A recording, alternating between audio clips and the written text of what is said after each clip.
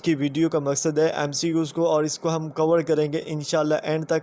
थोड़ी video lengthy हो सकती है लेकिन आप लोगों के लिए बहुत ही ज़्यादा इंपॉर्टेंट ये चीज़ें हैं, इनको आपने बिल्कुल भी मिस नहीं करना, ठीक है। चलें स्टार्ट करते हैं। जो हमारे पास सबसे पहले एमसीक्यूज़ है, सिंपल से एमसीक्यूज़ उन्होंने हमसे पूछा है, a primary prevention technique that is use to filter traffic passing through a point in the network usually with the program is known as firewall. यानी कि ऐसी टेक्निक जो हम यूज़ करते हैं ताकि हमारे नेटवर्क में जो दूसरी ट्रैफिक्स आ रही होती है उनको फ़िल्टर करे, तो उस टेक्निक को हम क्या बोलते हैं, फायरवॉल बोलते हैं। अब इसको जो है ना वो फायरवॉल क्यों दिया गया नेम, हम जब एलएमएस पे क्विज़ स्टार्ट करते हैं तो उससे पहले हम एक फायरवॉल एक्सटेंशन इंस्टॉल करते हैं, और उसका मकसद होता है कि कोई भी जो ऑलरेडी एक्सटेंशन, कोई भी जो दूसरी ट्रैफिक हमारे गूगल क्रोम पर एक्सेस हासिल की हुई है उसको रिमूव किया जाए और हम हर तरह से सिक्योर हो जाए। तो फायरवॉल का यही काम होता है, ठीक है। उसके बाद नेक्स्ट जो हमारे पास क्विज़ है ये हम देख लेते हैं। इसमें उन्होंने हमसे पूछा है, spam filters which are firewalls design to block unwanted emails. जो फायरवॉल्स हैं उनको आगे एक और में चीज़ में डिज़ाइन किया गया है जिनको हम स्पैम फिल्टर्स का नाम देते हैं। ये जो स्पैम फिल्टर्स होते हैं ये बेसिकली सिर्फ यूज़ होते हैं हमारी ईमेल्स में, जहाँ पे हमें अनवांटेड ईमेल्स आ रही होती हैं, ऐसी गैर ज़रूरी ईमेल्स आ रही होती हैं, वहाँ पे स्पैम फिल्टर्स का यूज़ किया जाता है। तो इसका जो राइट आंसर है वो क्या है, स्पैम फिल्टर्स। नेक्स्ट हमारे पास जो थर्ड एमसीक्यूज़ है उसमें हमसे पूछा गया है, another preventing tool that has filtering connotation is known as a proxy server. जो दूसरा एक ऐसी टूल है जो क्या करती है, सेम इसी तरह हमें प्रोटेक्ट करती है, उसको हम क्या बोलते हैं, उसको हम प्रॉक्सी सर्वर बोलते हैं। इसमें क्या होता है, इसमें फ़िल्टरिंग कनोटेशंस होते हैं, यानी कि इसमें फ़िल्टर करने की सलाहियत होती है। ये चीज़ों को फ़िल्टर करता है कि कौन सी चीज़ हमें नुकसान पहुंचा सकती है, कौन सी नहीं पहुंचा सकती। तो इसके लिए हम प्रॉक्सी सर्वर का यूज़ करते हैं। नेक्स्ट अगर देखें हमारे पास कुछ जो प्रॉक्सी सर्वर्स हैं उनमें हमारे पास ये हैं पार्टिकुलर काइंड ऑफ सर्विस जो हमें प्रोवाइड करते हैं। इसमें हमारे पास एफटीपी आ जाता है, एचटीटीपी आ जाता है और टेलनेट आ जाता है। इसका आपको पता हो कि प्रॉक्सी सर्वर्स जो है ना वो कौन से हैं, आपको इनके नेम आते हो, ठीक है। उसके बाद हम मज़ीद आगे देखें तो यहाँ पे हमारे पास एफटीपी प्रॉक्सी है। इसमें देखें तो इसमें है, server could check all incoming files for the presence of known viruses and block all infected files. FTP जो प्रॉक्सीज होती है ये क्या होता है, फाइल ट्रांसफ़र प्रोटोकॉल होता है। फाइल ट्रांसफ़र प्रोटोकॉल इसका मतलब बनता है, और ये क्या करता है, क्योंकि इसके नेम से ज़ाहिर हो रहा है कि ये जो फाइल्स होंगी उनकी जो इनकमिंग आ रही, जितनी भी फाइल्स आ रही है उनको चेक करेगा, अगर उनमें वायरस है उनको ब्लॉक कर देगा, अगर नहीं है तो उसको एक्सेप्ट कर लेगा। तो इसका ये काम होता है, ठीक है। उसके बाद नेक्स्ट जो हमारे पास एमसीक्यूज़ है, एंटीवायरस सॉफ्टवेयर। एंटीवायरस सॉफ्टवेयर का आपको पता है, मोबाइल में हम यूज़ करें या पीसी में या लैपटॉप में तो उसका सेम एक ही फंक्शन होता है। ये क्या करता है, जितने भी नॉन वायरसेस होते हैं और दूसरे इन्फेक्शंस होते हैं उनको डिटेक्ट कर लेता है और उनको रिमूव कर देता है, ठीक है। जैसे हम अगर कार्ड रीडर की मदद से कार्ड लगाएं अपने इसमें पीसी में या लैपटॉप में, तो क्या करेगा, जो भी वायरस होगी उसको पहले डिटेक्ट करेगा, रिमूव कर देगा। तो ये एंटीवायरस सॉफ्टवेयर्स होते हैं, ठीक है। उसके बाद नेक्स्ट अगर क्वेश्चन की हम बात करें तो यहाँ पे हमारे पास है अथेंटिकेशन। अथेंटिकेशन क्या होता है, making sure that the author of a message is in fact the party it claims to be. इसका मतलब होता है, ये इंपॉर्टेंट एमसीक्यू इतना नहीं है, इसमें सिर्फ ये बताया गया है कि जो ऑथर होता है ना मैसेज का, वो खुद क्लेम्स कर रहा होता है कि ये पार्टी उसकी अपनी है, यानी कि अथेंटिकेट कर रहा होता है खुद को, ठीक है। उसके बाद नेक्स्ट जो हमारे पास क्वेश्चन है कि आप prime example is the secure version of HTTP known as. Simple आपको पता होना चाहिए जो सिक्योर वर्जन है ना एचटीटीपी नाउन एज एचटीटीपीएस। अब यहाँ पे जो आपका एचटीटीपी है ये क्या जाहिर कर रहा है, ये है hyper text transfer protocol. Hyper text transfer protocol, इसकी आपको शॉर्ट फॉर्म और जो लॉन्ग फॉर्म है वो भी पता होनी चाहिए। और इसका जो सिक्योर वर्जन है ये किसका सिक्योर वर्जन है भला, एचटीटीपीएस का, ठीक है। मतलब कि hyper text transfer protocol secure जो है ना वो इसका सिक्योर वर्जन होता है। तो इसका राइट आंसर क्या आएगा, एचटीटीपीएस आएगा। ये एक इंपॉर्टेंट एमसीक्यू है फॉर फाइनल टर्म। उसके बाद नेक्स्ट हमारे पास एमसीक्यू है, the backbone of HTTPS is the protocol system known as a secure socket layer. जो बैकबोन होती है ना हमारे पास एचटीटीपीएस की, वो क्या होती है, वो सिक्योर सॉकेट लेयर होती है जिसको हम एसएसएल भी बोलते हैं, ठीक है। ये इसका राइट आंसर है। उसके बाद नेक्स्ट हम देखते हैं, हमारे पास नेक्स्ट क्वेश्चन है और इसमें हमारे पास इंपॉर्टेंट एमसीक्यूज़ हैं दो। पहला क्या है कि one key is known as a public key is use to encrypt message. आपको जो है ना वो क्वेश्चन इस तरह से आता है कि which key is use to encrypt message, कौन सी की यूज़ होती है मैसेज को इनक्रिप्ट करने के लिए, यानी कि उसको पढ़ने के लिए। तो वो कौन सी यूज़ होती है, वो होती है पब्लिक की, यानी कि जो हर बंदे के पास होती है, ठीक है। उसके बाद नेक्स्ट अगर हम देखें इसी का उल्ट होता है, इसमें होता है कि older key known as a private key is required to decrypt message, यानी कि मैसेज को एडिट करना हो या लिखना हो हो उसके लिए कौन सी हमें की यूज़ करेंगे, तो वो प्राइवेट की यूज़ करेंगे, ठीक है, प्राइवेट की यूज़ करेंगे। ये दो बहुत ही इंपॉर्टेंट एमसीक्यूज़ है फाइनल के लिए, ठीक है। उसके बाद हमारे पास नेक्स्ट एमसीक्यूज़ है certificate authorities whose task is to be maintain accurate lists of parties and their public keys. जो सर्टिफिकेट अथॉरिटीज़ होती है ये क्या करती हैं, जितने भी पार्टीज़ होती हैं उनकी एक लिस्ट बनाती है और उनकी जितनी भी पब्लिक कीज़ होती है ना उनको मेंटेन करती है। इसका सिर्फ यही काम होता है, ठीक है। ये एक इम्पोर्टेंट एमसीक्यूज़ बिल्कुल भी नहीं। उसके बाद सर्टिफिकेट्स है। सर्टिफिकेट्स का जो मतलब है वो क्या होता है ये आपको पता होना चाहिए। A certificate is a package containing party names and that party public की। यानी सर्टिफिकेट क्या होता है कि जो भी पार्टी होती है उसका जो नेम्स होता है, उसकी जो पार्टी की पब्लिक की होती है उसको हम सर्टिफिकेट का नाम देते हैं, ठीक है। उसके बाद नेक्स्ट हमारे पास क्वेश्चन है और इसमें हमारे पास ये एक इम्पोर्टेंट एमसीक्यूज़ भी है कि in this manner the holder of the private key can produce a bit pattern called a digital signature. जो हम कोई भी पैटर्न लगाते हैं मोबाइल में या कहीं पे भी, उसको हम क्या बोलते हैं, उसको हम डिजिटल सिग्नेचर बोलते हैं, डिजिटल सिग्नेचर उसको हम बोलते हैं, ठीक है। ये आपको पता होना चाहिए, ये एक इंपॉर्टेंट एमसीक्यूज़ है। ये प्राइवेट की के अंदर आता है और इसमें हम यानी कि अगर अपने मोबाइल को ही हम पासवर्ड लगा रहे हैं तो उसको हम डिजिटल सिग्नेचर बोलते हैं, ठीक है।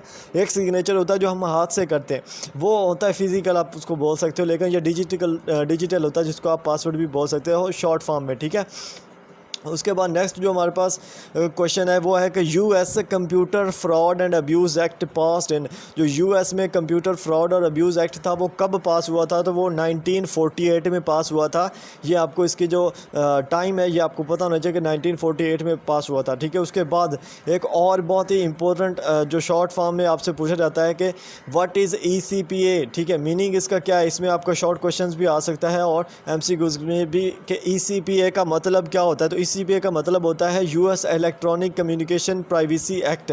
आप सिर्फ यूएस से आगे जो है ना इलेक्ट्रॉनिक कम्युनिकेशन प्राइवेसी एक्ट इतना बता दो तो ये इनफ है, ठीक है। उसके बाद नेक्स्ट जो हमारे पास क्वेश्चन है कि national assembly passes new cyber crime law in 2016। ये भी क्वेश्चन आया हुआ है कि नेशनल असेंबली ने जो न्यू साइबर क्राइम के जो कानून था वो कब पास किया था, तो वो 2016 में पास किया था नेशनल असेंबली ऑफ पाकिस्तान ने, ठीक है। नेक्स्ट अगर देखें यहाँ पे कुछ पाकिस्तान के अंदर कुछ सिक्योरिटी एक्ट्स चल रहे हैं, कुछ कानून हैं पाकिस्तान के अंदर जो कि आपको पता होना चाहिए।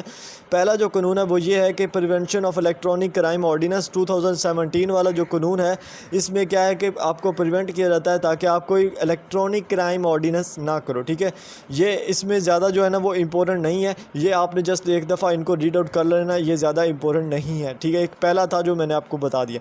उसके बाद यहाँ पे इम्पोर्टेंट है ये जो second last sorry federal investigation agency. Federal investigation agency का जो एक्ट था ये कब पास हुआ था, ये 1974 में पास हुआ था। उसके अलावा जो payment and electronic fund transfer act है ये 2007 में पास हुआ था, ठीक है। ये जो पेमेंट और इलेक्ट्रॉनिक फ़ंड ट्रांसफ़र का एक्ट है ये ऑलमोस्ट जो हमारे जितने भी ये जायज़ कैश या ईजी पैसे वाली शॉप्स होती हैं उनके पास भी होता है, ताकि क्योंकि उनको सिक्योर रहना पड़ता है इस चीज़ से वाले, ठीक है। नेक्स्ट आपके लिए बहुत ही इंपॉर्टेंट एमसीक्यूज़ है कि algorithm set of steps that define how a task is performed. Algorithm का मतलब क्या होता है, डिफाइन अल्गोरिदम, ये एमसीक्यूज़ में भी या शॉर्ट क्वेश्चन में भी आ सकता है कि अल्गोरिदम क्या होता है। अल्गोरिदम होता है set of steps that define how a task is performed, यानी कि इसमें सेट होता है स्टेप्स का, हमें पूरा लाहे अमल बताया जाता है कि किस तरह हमने एक टास्क को मुकम्मल करना है, परफॉर्म करना है, ठीक है। उसके बाद एक और एमसीक्यूज़ है कि convert kilometres to metres multiply the input with. जो हम अगर किलोमीटर्स को मीटर्स में कन्वर्ट करना चाह रहे हैं तो जो आउटपुट हमारे पास आएगी उसको हम किस से मल्टीप्लाई करेंगे, ठीक है। उसको हम किस से मल्टीप्लाई करेंगे, तो उसको हम 1000 से मल्टीप्लाई करेंगे तो हमारे पास जो मीटर्स हैं वो आ जाएंगे, ठीक है।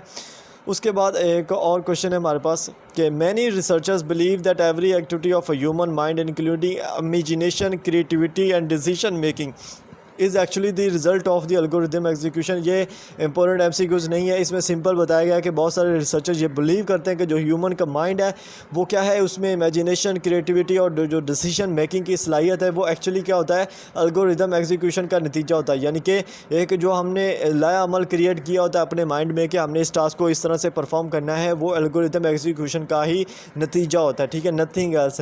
ये एक इंपॉर्टेंट एमसीक्यूज़ बिल्कुल भी नहीं है। नेक्स्ट हमारे पास आ जाता है एम्बिगियस, ठीक है। ये क्वेश्चन लास्ट काफ़ी दफ़ा रिपीटेड भी आया है क्विज़ 3 में, क्विज़ 4 में, ठीक है। अनअम्बिगियस का मतलब होता है the information in the state of process, यानी कि ऐसी इन्फॉर्मेशन जो अभी कंप्लीट नहीं हुई है, अभी वो चल रही है, ठीक है, अभी वो स्टेट ऑफ द प्रोसेस है। Must be sufficient to determine unequally and completely the actions required by step. Just आपको इतना पता हो, अनअम्बिगियस का मतलब होता है the information in the state of the process, यानी कि अभी वो प्रोसेस के अंदर ही है। नेक्स्ट क्वेश्चन है हमारे पास, a single algorithm can be represented in many ways. एक जो एल्गोरिदम होता है सेट ऑफ स्टेप्स, यानी कि किसी भी प्रॉब्लम को सॉल्व करने के लिए जो हमारा लाहे अमल होता है उसको हम एल्गोरिदम बोलते हैं। तो इसको हम रिप्रेजेंट कर सकते हैं डिफरेंट वेज में, ठीक है, यानी कि हमने प्रॉब्लम को सॉल्व करने के लिए एक तरीका ढूंढा है, तो हम उसको और भी डिफरेंट तरीके से रिप्रेजेंट कर सकते हैं, तो इसको हम मैनी वेज में रिप्रेजेंट कर सकते हैं, इसी को हम सिंगल एल्गोरिदम बोलते हैं। नेक्स्ट, अगर आपके पास डिग्री में वैल्यू दी हुई या आपने उसको फ़ारेनहाइट में चेंज करना है, तो आप ये फार्मूला यूज़ करते हो, F=9/5 × C+32। ये फ़ारेनहाइट में चेंज करके वैल्यूज़ आपको दे देगा और ये फार्मूला आपको आना चाहिए, ठीक है। नेक्स्ट, उसके बाद इंपॉर्टेंट एमसीक्यूज है यहाँ पे कि a program is a representation of an algorithm. जो प्रोग्राम होता है वो क्या होता है, एल्गोरिदम की रिप्रेजेंटेशन होती है। एल्गोरिदम क्या, मैं आपको बताया कि सेट ऑफ स्टेप्स है, यानी कि आपने प्रॉब्लम को किस तरह से सॉल्व करना है, वो लाहे अमल है, और जब आप उसको प्रैक्टिकली परफॉर्म करोगे तो उसको हम प्रोग्राम बोलेंगे। नेक्स्ट, अगर आप इसी प्रोग्राम की डेफिनेशन अगेन दी हुई, ठीक है, इसमें आपके काफ़ी ज़्यादा शॉर्ट क्वेश्चंस भी क्लियर हो जाएंगे इंशाल्लाह। इसमें आप देखो तो यहाँ पे हमारे पास वही प्रोग्राम की डेफिनेशन है कि the term program usually refers to a formal representation of an algorithm design for computer applications. Program जो होता है, हम कंप्यूटर एप्लीकेशंस के लिए प्रोग्राम का लफ्ज़ यूज़ करते हैं, और इसमें क्या होता है कि जो एल्गोरिदम है उसी की फॉर्मल रिप्रेजेंटेशन हम कर रहे हैं, ठीक है। जो एल्गोरिदम हमने बनाया है ना प्रॉब्लम को सॉल्व करने के लिए, उसी को हम रिप्रेजेंट कर रहे हैं, उसी को हम फिजिकली यूज़ कर रहे हैं, उसको हम प्रोग्राम का नाम देंगे इन कंप्यूटर एप्लीकेशंस। नेक्स्ट देखें तो इसी से रिलेटेड आगे एक और क्वेश्चन है कि अगर एक जो प्रोग्राम है वो एग्जीक्यूट हो रहा है, यानी कि जो एक्टिविटी है प्रोग्राम की एग्जीक्यूशन की, यानी कि एक प्रोग्राम चल रहा है, तो उसको हम क्या बोलते हैं, उसको हम प्रोसेस बोलते हैं, ठीक है। सिंपल सा क्वेश्चन है। नेक्स्ट हमारे पास है, ये क्विज इंपॉर्टेंट नहीं है, as the terminology used has more than one meaning. जो टर्मिनोलॉजी होती है, एक लफ्ज़ होता है, उसके एक से ज़्यादा मीनिंग होते हैं। नेक्स्ट जो हमारे पास क्वेश्चन है ये इंपॉर्टेंट है, ठीक है, इसको आपको पता होना चाहिए, और ये शॉर्ट क्वेश्चन में भी है कि each primitive has its own syntax and semantics. ये जो सिंटैक्स और सिमेनेटिक्स होते हैं ना, ये हर लफ्ज़ का अपना होता है, सिंटैक्स और सिमेनेटिक्स। ये होते क्या हैं ये आपको पता होना चाहिए। पहले मैं बता देता हूँ, जो सिंटैक्स होता है ना, सिंटैक्स ये रेफ़र करता है कि जो आपका वो सिंबल है, जो आपका वो लफ्ज़ है, उसको हमने सिंबॉलिक रिप्रेजेंटेशन में किस तरह से लिखना है। लाइक आपका कोई भी लफ्ज़ है तो सिंटैक्स का मतलब ये बनेगा कि आपने जो है ना उसको लिखना किस तरह से, ठीक है। लाइक ABC है या अलिफ बे पे है या 1 2 3 है, तो ये सिंटैक्स होता है। और जो सिमेनेटिक्स होता है उसका मतलब होता है कि आपने उसको जो है ना वो बोलना किस तरह से है, उसका जो मीनिंग बनेगा वो क्या होगा, ठीक है। सिमेनेटिक्स मीन मीनिंग, तो ये है इन दोनों में डिफरेंस, ठीक है। नेक्स्ट चलते हैं। नेक्स्ट हमारे पास है एल्गोल एंड पास्कल वाला। इसमें क्या है, आपको सिर्फ सिंपल पता होना चाहिए कि जो लूज वेरिएशंस होती हैं लैंग्वेजेस की, लूज वेरिएशंस, उनको हम क्या बोलते हैं, एल्गोल एंड पास्कल बोलते हैं। जस्ट ये आपको पता हो, नथिंग एल्स। नेक्स्ट क्वेश्चन हम देखते हैं, इसमें हमारे पास जीरो कोड से रिलेटेड है, और आपको ये पता होना चाहिए, जीरो कोड की डेफिनेशन भी आनी चाहिए आपको। A zero code must have a consistent concise notation for representing recurring semantic structures. जो सिमेनेटिक स्ट्रक्चर्स होते हैं उनको रिप्रेजेंट्स करने के लिए हम एक कंसाइज नोटेशन का यूज़ करते हैं, कंसाइज सिंबल्स का यूज़ करते हैं, जिसको हम जीरो कोड बोलते हैं। तो ये जीरो कोड की डेफिनेशन है, इंपॉर्टेंट है, ठीक है। नेक्स्ट हम देख लेते हैं, यहाँ पे आपके सामने है, this zero code structurally directly follows the equivalent Python assignment statement. ये जो जीरो कोड होता है, ये इसका जो स्ट्रक्चर होता है वो किसको फॉलो कर रहा होता है, वो पैथन, जो पैथन की लैंग्वेज होती है ना, असाइनमेंट स्टेटमेंट, उसको यूज़ करता है, ठीक है।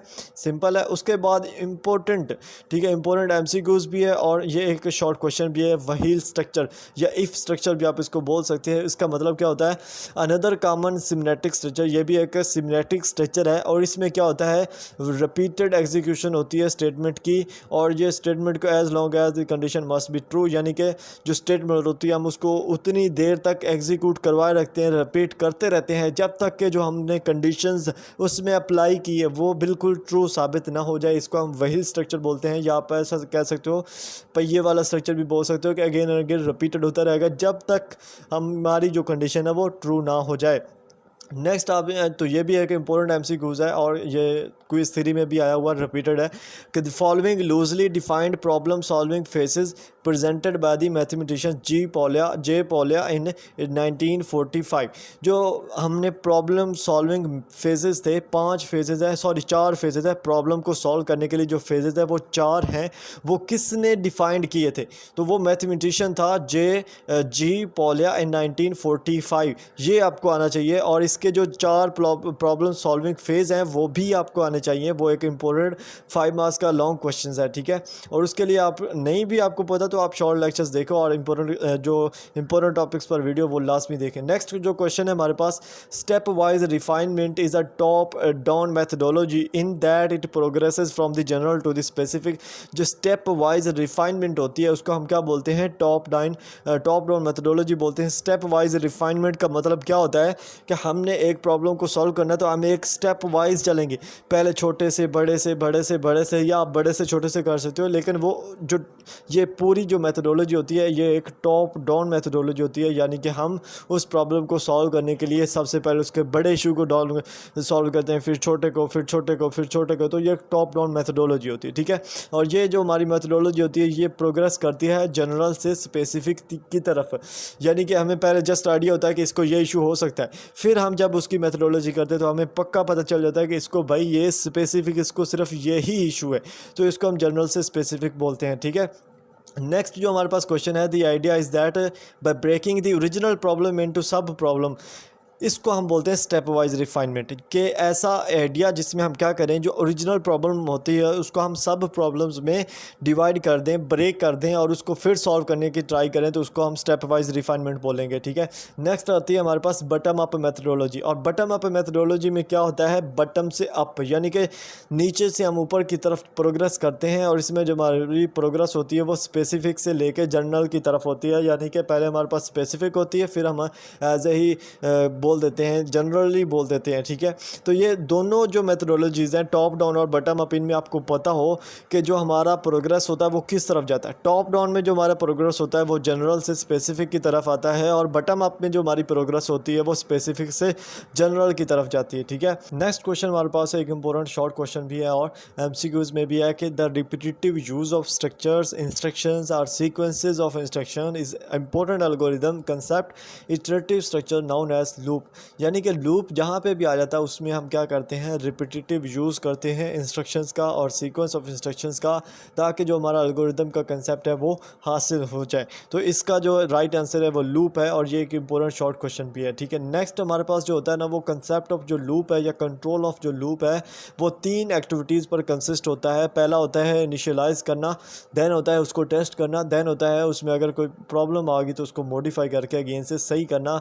तो ये कंट्रोल ऑफ लूप के 3 एक्टिविटीज़ होती हैं जिन पे इसका पूरा एल्गोरिदम वर्क करता है। नेक्स्ट इंपॉर्टेंट शॉर्ट क्वेश्चन भी है और लॉन्ग क्वेश्चन में भी नहीं, सॉरी, शॉर्ट एंड एमसीक्यूज है। और इसमें क्या है? प्री टेस्ट लूप और पोस्ट टेस्ट लूप है। इसमें क्या होता है? ये लूप स्ट्रक्चर होते हैं जो पहला होता है ना, प्री टेस्ट लूप, इसमें होता है कि जो टेस्ट हम परफॉर्म करते हैं ना टर्मिनेशन के लिए, वो हम पहले परफॉर्म कर जाते हैं।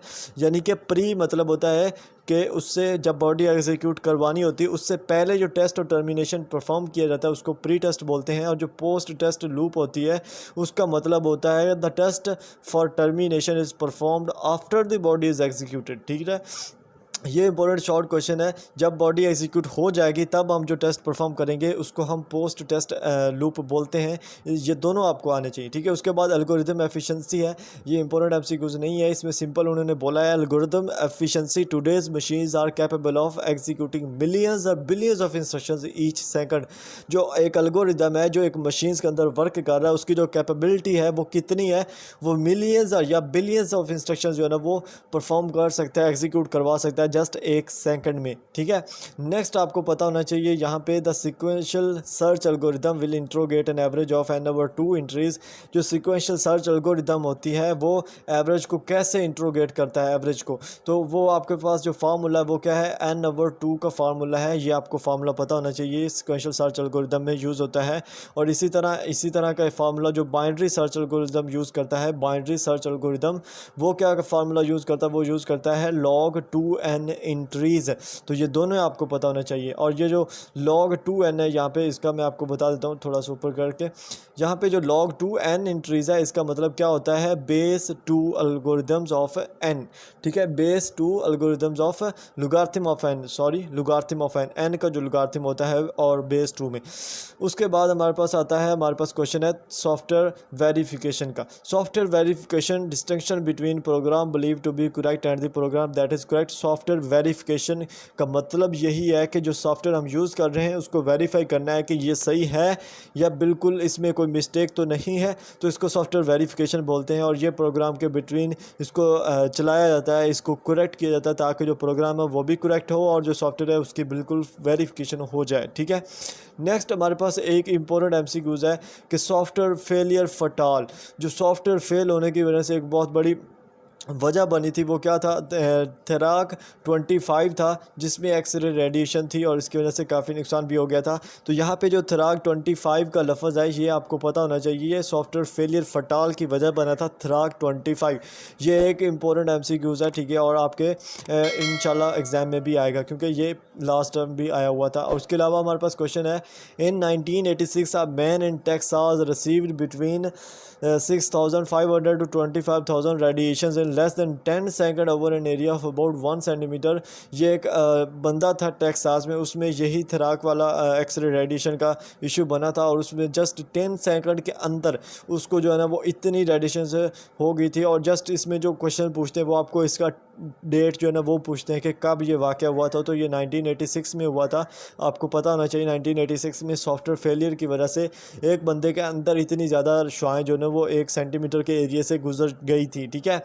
उसके अलावा जो इसकी रूट मेन वजह थी इसी पूरे इंसिडेंस की जो मेन वजह थी वो क्या थी, वो सॉफ्टवेयर फेलियर था, ठीक है, क्योंकि सॉफ्टवेयर फेलियर हो गया था और उसमें थेराक की जो एक्सरे रेडिएशंस थी वो बाहर निकलना स्टार्ट हो गई थी।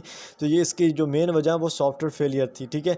नेक्स्ट हमारे पास एक और फेलियर बताया हुआ यहाँ पे, वो क्या था, वेल्च NHSIT फेलियर। ये जो फेलियर हुआ था वेल्च NHSIT फेलियर वाला, इसमें टेक्निकल इशू आया था, ठीक है, इसमें कोई सॉफ्टवेयर इशू नहीं आया था, इसमें टेक्निकल इशू आया था और उस वजह से ये फेलियर हुआ था, ठीक है, टेक्निकल इशू। ये दोनों में आपको पता होना चाहिए कि क्या क्या इशू आया। उसके बाद डिबगिंग वाला एक इंपॉर्टेंट एमसीक्यूज़ है, आपको पता है बहुत ज़्यादा दफ़ा रिपीट हुआ था कि writing programs in a machine language is a tedious task that often leads to errors that must be located and corrected, a process known as debugging before the job is finished, ठीक है।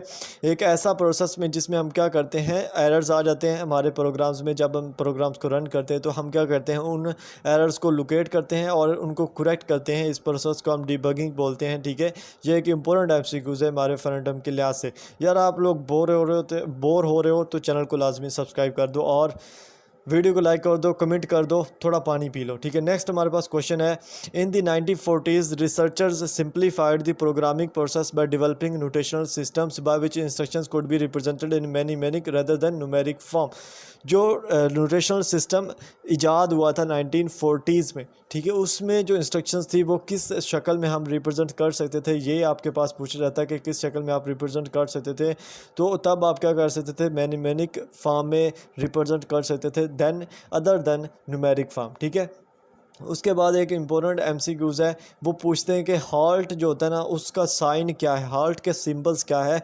तो halt का जो sign होता है वो होता है =C000। इसका मतलब होता है कि यहाँ पे जो है ना वो पूरा प्रोसेस हाल्ट हो गया, ख़त्म हो गया, रुक गया, ठीक है।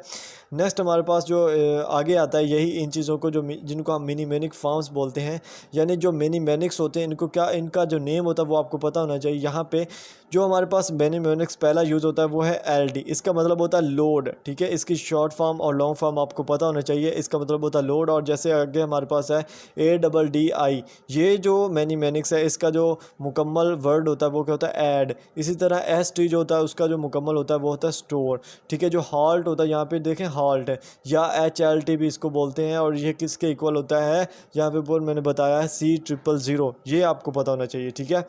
उसके बाद जो नेक्स्ट आगे इनको बोलते हैं कि शिपिंग चार्ज, टोटल कॉस्ट, वो ज़्यादा इंपॉर्टेंट नहीं है। तो ये जो डिस्क्रिप्टिव नेम्स होते हैं इनको हम प्रोग्राम वेरिएबल्स या आइडेंटिफायर्स बोलते हैं। नेक्स्ट जो हमारे पास इंपॉर्टेंट एमसीक्यूज है वो ये है, programs called assemblers were developed to convert mnemonic expressions into machine language instructions. Assemblers का लफ्ज़ क्या है, इसका मतलब बनता है कि ऐसा प्रोग्राम जो कन्वर्ट करता है मैनी मोनिक एक्सप्रेशंस को मशीन लैंग्वेज इंस्ट्रक्शंस में, उसको हम असेंबलर्स बोलते हैं। ठीक है, इंपॉर्टेंट एमसीक्यूज आपको आना चाहिए। नेक्स्ट है हमारे पास असेंबली लैंग्वेज। जो मैनीमैनिक सिस्टम होता है वो रिप्रेजेंट करता है प्रोग्राम को, जिसको हम कलेक्टिवली क्या बोलते हैं, असेंबली लैंग्वेज बोलते हैं कलेक्टिवली। उस पूरे प्रोग्राम को जो रिप्रेजेंट्स कर रहा होता है मैनीमैनिक सिस्टम को, उसको हम असेंबली लैंग्वेज बोलते हैं। ठीक है, नेक्स्ट हमारे पास क्वेश्चन है जनाब, बहुत ही इंपॉर्टेंट। यहाँ पे जो है ना वो शॉर्ट फॉर्म्स हैं, उनको आपकी लॉन्ग फॉर्म्स आपको पता होना चाहिए। थर्ड जनरेशन जो प्रोग्रामिंग लैंग्वेजेस है, थर्ड जनरेशन प्रोग्रामिंग लैंग्वेजेस, उनमें दो आती हैं, एक होता है फोर्ट्रान और दूसरा होता है कोबोल। इन दोनों का आपको पता होना चाहिए कि ये इनके जो मुकम्मल बनता है, जो मुखफ़फ़ बनता है, वो आपको पता होना चाहिए। जो पहला हमारे पास है ना फोर्ट्रान, फोर्ट्रान का मतलब होता है फार्मूला ट्रांसलेटर, फार्मूला ट्रांसलेटर इसका मतलब होता है। ठीक है, ये एमसीक्यूज़ भी है और शॉर्ट क्वेश्चन में भी है। उसके बाद है कोबोल। कोबोल का जो मुकम्मल फॉर्म होती है वो होती है common business oriented language, common business oriented language. तो ये आपको आने चाहिए। ठीक है, उसके बाद नेक्स्ट हमारे पास अगेन क्वेश्चन इंपॉर्टेंट है, इससे आगे इंपॉर्टेंट एमसीक्यूज़ हैं सारे। Once this collection of high level primitives had been identified, a program called translators.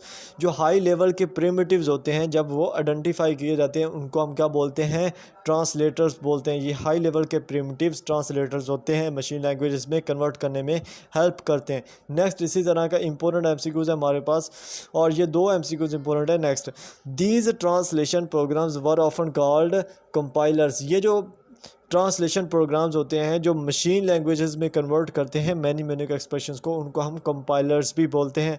Like DVC++ compiler है, इसी तरह W3 स्कूल भी ऑनलाइन कंपाइलर्स हैं इसी तरह से। ठीक है, नेक्स्ट हमारे पास है इंटरप्रेटर्स, और ये एक बहुत ही ज़्यादा इंपॉर्टेंट और समझने वाला क्वेश्चन है कि an alternative to translators called interpreters. इतना सारा क्वेश्चन आता है कि जो ट्रांसलेटर्स होते हैं उनका जो अल्टरनेटिव होता है उसको हम इंटरप्रेटर्स बोलते हैं।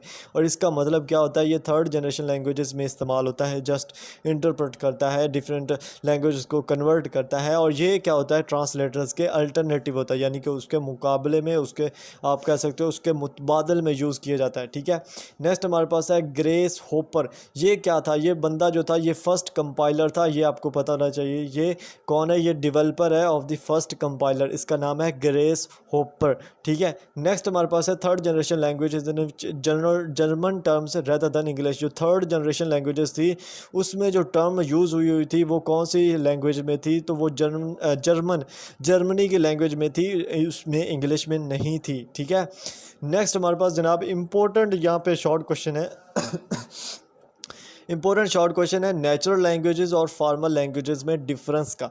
नेचुरल लैंग्वेजेस कौन सी लैंग्वेजेस होती हैं, जैसे हमारे पास है इंग्लिश है, उर्दू है, जर्मन है और लैटिन है, ये सारी नेचुरल लैंग्वेजेस हैं। और जो फॉर्मल लैंग्वेजेस होती हैं ये वो तमाम लैंग्वेजेस होती हैं जो प्रोग्रामिंग में यूज़ होती हैं, जो कंप्यूटर यूज़ करते हैं, जो सॉफ्टवेयर यूज़ करते हैं, जो प्रोग्रामिंग लैंग्वेजेस होती हैं। ठीक है, अब ये दोनों का डिफरेंस आपको बता देता हूँ। जो नेचुरल लैंग्वेजेस होती हैं ये आपको बता दिया, जितनी भी हमारी आम कॉमन हम रूटीन में बोलते हैं वो नेचुरल लैंग्वेजेस हैं, यानी कि जो हम बोलते हैं। और जो फॉर्मल लैंग्वेजेस होती हैं वो प्रोग्राम की लैंग्वेजेस होती हैं जिनमें प्रोग्राम्स रन कर रहे होते हैं। जो नेचुरल लैंग्वेज होती है इसमें क्या होता है कि अगर एक वर्ड है ना तो उसके एक से ज़्यादा मीनिंग होते हैं, और जो फॉर्मल लैंग्वेजेस होती है उसमें जो एक वर्ड होता है ना उसका जस्ट एक ही मीनिंग होता है, और जो बिल्कुल फॉर्मल ग्रामेटिकली एनालिसिस के अकॉर्डिंग होता है। ठीक है, जस्ट इतना आपको पता होना चाहिए, दो डिफरेंस आपको पता होना चाहिए, मज़ीद ज़्यादा नहीं। उसके बाद आपके पास इंपॉर्टेंट मुखफ़फ़ हैं यहाँ पे, शॉर्ट फॉर्म्स और लॉन्ग फॉर्म्स आपको पता होना चाहिए। पहला जो क्या है वो है American national standard institute, ANSI, American national standard institute. और नेक्स्ट जो हमारे पास है वो इंटरनेशनल ऑर्गेनाइजेशन फॉर स्टैंडर्डाइजेशन, जिसको हम बोलते हैं IOS, International Organization for standardisation.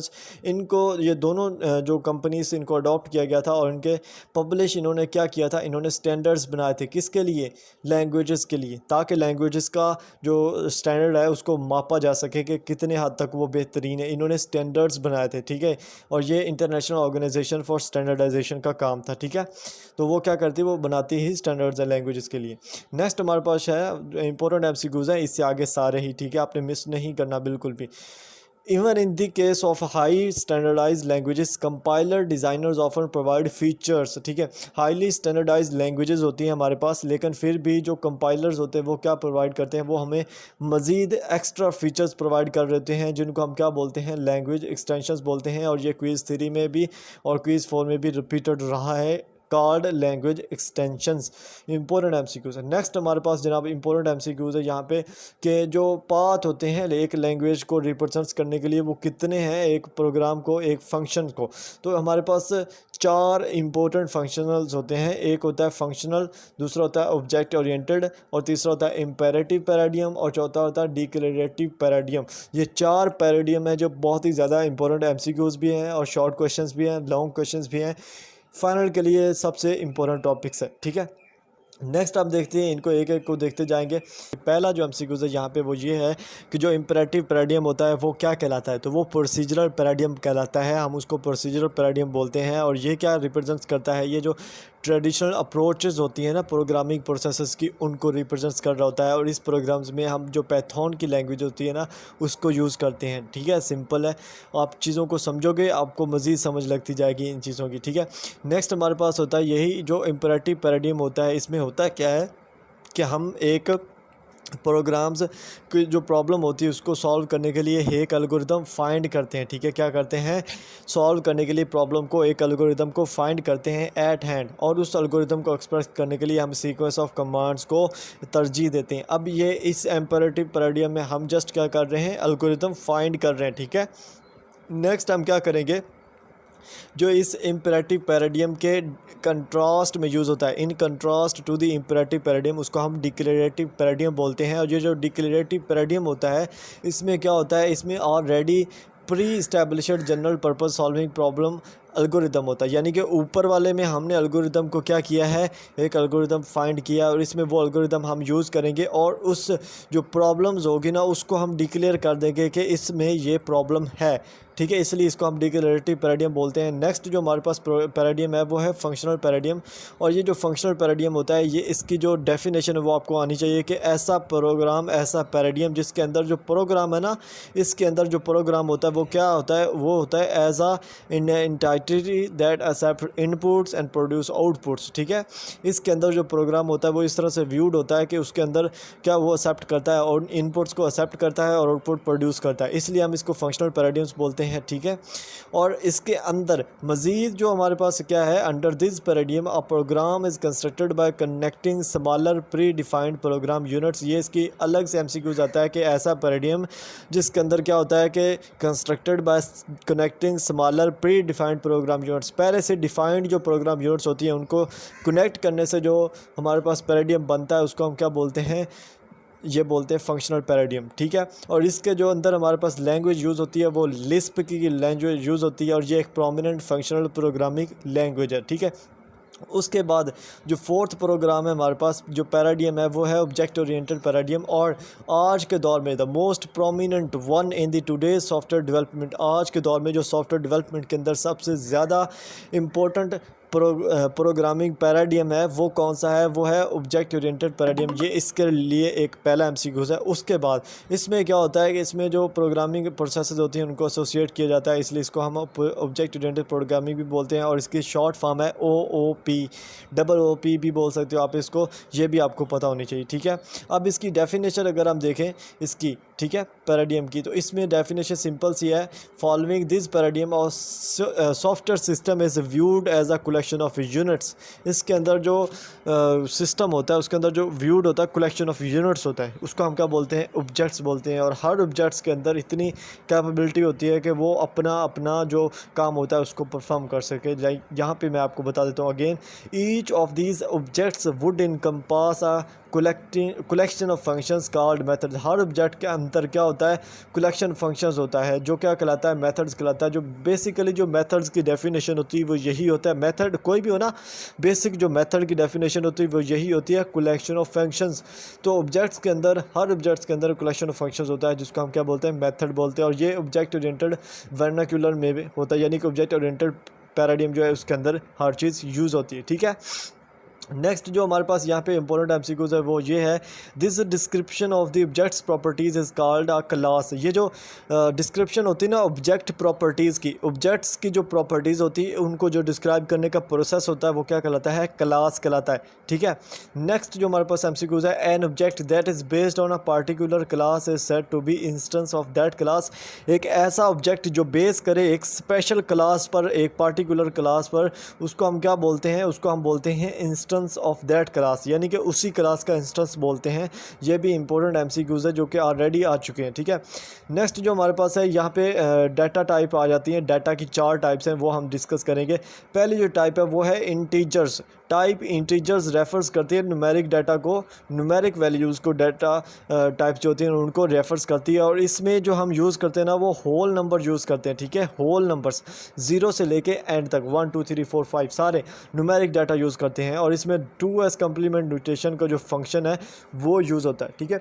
Her data types में 3 चीज़ें आपने याद रखनी है। पहली चीज़ कि उसको रिप्रेजेंट करने के लिए हम क्या चीज़ यूज़ कर रहे हैं, लाइक यहाँ पे जो हम यूज़ कर रहे थे वो क्या कर रहे थे, न्यूमेरिक डाटा यूज़ कर रहे थे, इसके लिए न्यूमेरिक डाटा पहली चीज़ है।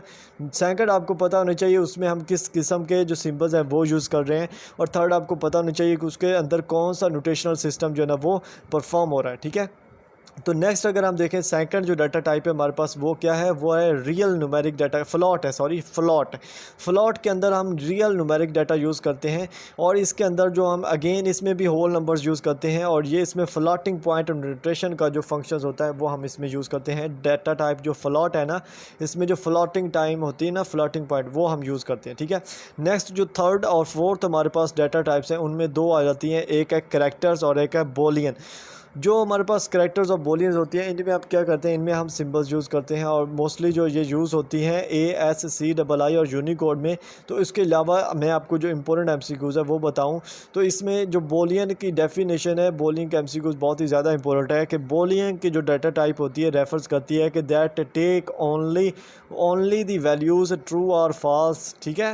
ऐसा डाटा टाइप जिसमें जो टेक करता है वैल्यूज़ ट्रू और फॉल्स, उसको बोलियन ऑपरेशंस भी बोलते हैं, बोलियंस डाटा टाइप भी आप बोल सकते हो, ठीक है।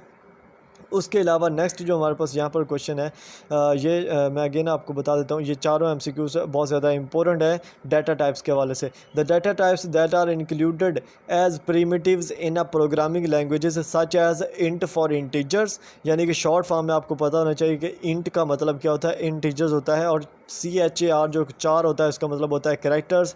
ये क्या कहलाती हैं, तो ये प्रोग्रामिंग लैंग्वेजेस में इनको हम प्रीमिटिव डाटा टाइप्स बोलते हैं। इनको हम क्या बोलते हैं, इनको हम प्रीमिटिव डाटा टाइप्स बोलते हैं, ठीक है। और ये 4 हैं, integer, float, character and Boolean, ये चारों कॉमन प्रीमिटिव्स हैं, ठीक है। उसके बाद नेक्स्ट हमारे पास जो क्वेश्चन है इसमें डाटा स्ट्रक्चर है। और ये इंपॉर्टेंट एमसीक्यूज है again. Data structure which is the conceptual shape और arrangement of the data. Data structure का मतलब क्या होता है, जो डाटा होता है उसकी जो अरेंजमेंट होती है या उसका जो कंसेप्चुअल शेप होती है उसको हम डाटा स्ट्रक्चर बोलते हैं। सही हो गया, ये बहुत ही इंपॉर्टेंट और रिपीटेड क्विज रहा है हमारे एमसीक्यूज में भी।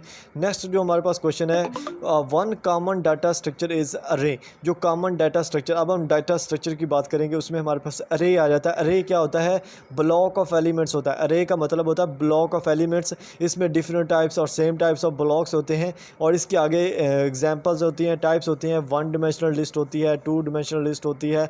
और ये रोज़ होती हैं, 1 डिमेंशनल अरे, 2 डिमेंशनल अरे, ठीक है। तो इनमें जो सबसे सिंपल डायमेंशनल अरे कंसिडर की जाती है वो क्या होती है, वो 1 डिमेंशनल अरे होती है, ठीक है। ये भी आपको पता होना चाहिए। नेक्स्ट जो अरे का टॉपिक है ना, उसके अंदर ही हमारे पास एक एमसीक्यूज आ जाता है कि an array in which all data items are the same type. ऐसा अरे जिसमें आइटम जितने भी हो ना, डाटा आइटम्स जितनी भी हो वो सेम टाइप्स की हो, तो उसको हम क्या बोलते हैं, उसको हम एग्रीगेट टाइप बोलते हैं, ठीक है। यानी कि एग्रीगेट टाइप जिसमें सेम टाइप्स ऑफ डाटा हो। और नेक्स्ट अगर हम देखें कि ऐसा स्ट्रक्चर्स, ठीक है, जिसमें different types of block of items हो, यानी कि अरे के अंदर अगर डिफरेंट एलिमेंट्स हों तो उसको हम हेट्रोजीनियस बोलते हैं। जैसे हेट्रोजीनियस नेम खुद जाहिर कर रहा होता है, हेट्रो मतलब होता है 2 से ज़्यादा डिफरेंट टाइप्स ऑफ एलिमेंट्स। तो अरे के अंदर अगर सेम टाइप्स ऑफ एलिमेंट्स हो, सेम टाइप्स ऑफ हो तो उसको हम एग्रीगेट बोलते हैं, और अगर डिफरेंट टाइप्स हो तो उसको हम हेट्रोजीनियस अरे बोलते हैं। ये आपको इनमें दोनों में डिफरेंस पता होना चाहिए। नेक्स्ट जो हमारे पास है, the most basic imperative statement is the, जो इम्परेटिव स्टेटमेंट होती है वो कौन सी स्टेटमेंट होती है, वो असाइनमेंट स्टेटमेंट होती है। ठीक है, इम्परेटिव स्टेटमेंट कौन सी होती है, असाइनमेंट स्टेटमेंट होती है। ठीक है, यहाँ पे इंपॉर्टेंट एमसीक्यूज़ आपके सामने हैं, थोड़ा सा कंसेप्ट लेके समझिएगा। ये एमसीक्यूज़ जो कि बहुत ही ज़्यादा इंपॉर्टेंट रिपीटेड रहा है, z is equal to x plus y. ठीक है, the sum of x and y भी assign to the variable z। इसका जो राइट आंसर बनता है वो हमारे पास क्या होता है कि जो x और y है उनका अगर जो मजमूआ होता है वो किसके इक्वल होता है, वो z के इक्वल होता है।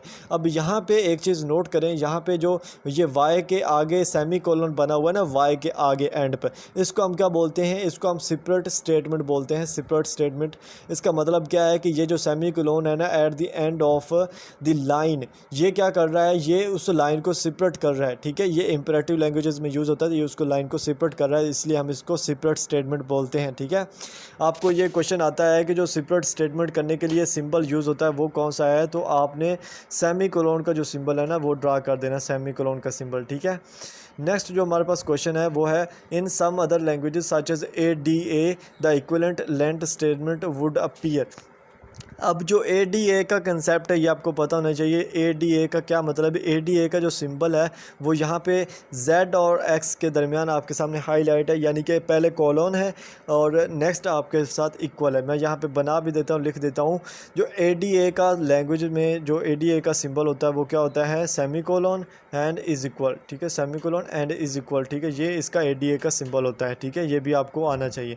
उसके बाद है कंट्रोल स्टेटमेंट। कंट्रोल स्टेटमेंट क्या होती है आपको पता होना चाहिए। Control statement alter the execution sequence of the program. जो प्रोग्राम होता है उसकी जो एग्जीक्यूशन होती है ना, एग्जीक्यूशन सीक्वेंस होती है, यानी कि प्रोग्राम किस तरह से रन करना होता है उसको चेंज कर सकता है, इसलिए हम इसको कंट्रोल स्टेटमेंट बोलते हैं, यानी कि ये प्रोग्राम को कंट्रोल कर रहा होता है। ठीक है, अगर हम प्रोग्रामिंग लैंग्वेजेस में देखें तो हमारे पास कंट्रोल स्टेटमेंट ये होती है, इफ़ कंडीशन स्टेटमेंट इज़ और एल्स स्टेटमेंट इज़ बी। ठीक है, ये बेसिक स्ट्रक्चर होता है, इसका भी आपको आइडिया होना चाहिए। ठीक है, उसके बाद इंपॉर्टेंट एमसीक्यूज़ है हमारे पास, बहुत ही इंपॉर्टेंट, समझिएगा इसको कि float f is to 3.5। Float जो हमारे पास पावर है वो कितनी है, 3.5 है, और जो कंडीशन है हमारे पास वो ये है कि अगर CGPA 3 से ज़्यादा हो तो हम क्या करेंगे, उस बंदे को स्कॉलरशिप देंगे, अदरवाइज़ हम उसको स्कॉलरशिप नहीं देंगे। तो इस केस में क्या है, हमारे पास जो फ्लॉट है, जो वैल्यू दी हुई है वो कितनी है, वो 3.5 है, यानी कि वो 3 से ज़्यादा है। तो हम क्या करेंगे, इस बंदे को जो है ना वो स्कॉलरशिप देंगे। ठीक है, इस बंदे को हम स्कॉलरशिप देंगे, तो हमारे पास जो इसका राइट आंसर आएगा वो क्या आएगा, गिव स्कॉलरशिप। ठीक है, गिव स्कॉलरशिप। अब इसी में क्या होता है कि हमारे पास एक और भी क्वेश्चन आता है जिसमें क्या होता है, ये जो फ्लॉट वाली वैल्यू है ना, फ्लॉट वाली वैल्यू, यहाँ पे क्या होता है, यहाँ पे 3.5 की जगह पे 2.5 होता है। ठीक है, 2.5 होता है, और कंडीशन बाकी जो होती है वो सेम होती है, और उसमें क्या हो जाता है, फिर जो हमारी रिक्वायरमेंट होती है वो 3 की होती है कि अगर 3 से ज़्यादा हो गया तो हम उसको स्कॉलरशिप देंगे, अदरवाइज़ हम नहीं देंगे। तो यहाँ पे ये 3 से कम होता है तो फिर हम उसको स्कॉलरशिप के लिए एलिजिबल नहीं करते, तो हमारे पास फिर राइट आंसर ये आता है, sorry you do not qualify for this scholarship. सही हो गया। नेक्स्ट हमारे पास है loop control structure. Loop control structure again repeat हुआ है, iterates set of instructions based on the provided condition. Loop control structure क्या करता है, इटरेट्स करता है सेट ऑफ इंस्ट्रक्शंस को, यानी कि रिपीट करता है सेट ऑफ इंस्ट्रक्शंस को जब तक कि जो हमारी रिक्वायर्ड कंडीशन है, रिक्वायर्ड वैल्यू है वो हासिल ना हो जाए। ठीक है, उसके बाद this loop will execute 5 times. ये जो क्वेश्चन है इसको मैं नीचे ले जाता हूँ। ठीक है, ये वो वाला क्वेश्चन है जिसमें ये वाला मैं इसको हाईलाइट करता हूँ पहले, this loop will execute 5 times as follows. ये जो क्वेश्चन है ना, जो लेक्चर है 100, लेक्चर 100 बहुत ही ज़्यादा important MCQs, final important question, short question, long question सब है उसमें। ठीक है, तो आपने उसको लाजमी करना है। उसमें क्या है, अगर आई की जो वैल्यू होती है ना, आई की वैल्यू जो है ना वो यहाँ पे 5 है। ठीक है, अगर उन्होंने कंडीशन दी है कि हमने इसको 5 टाइम एग्जीक्यूट करवाना है तो हम उसको कितने टाइम एग्जीक्यूट करवाएंगे, 5 टाइम ही करवाएंगे। इसी तरह क्वेश्चन में एक में आया हुआ था 24 के कितना था, आई इज़ इक्वल टू 24, तो उसमें उन्होंने पूछा था कि इसमें लूप कितनी टाइम एग्जीक्यूट होगा।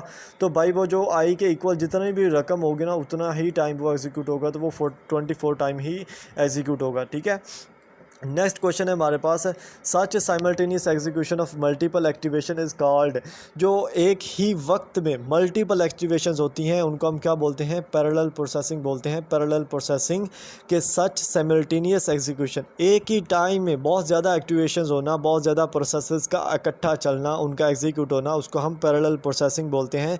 और पैरेलल प्रोसेसिंग ने आज के दौर को थोड़ा ईजी कर दिया। ये भी क्विज़ है, नेक्स्ट इसको भी देख लेते हैं हम।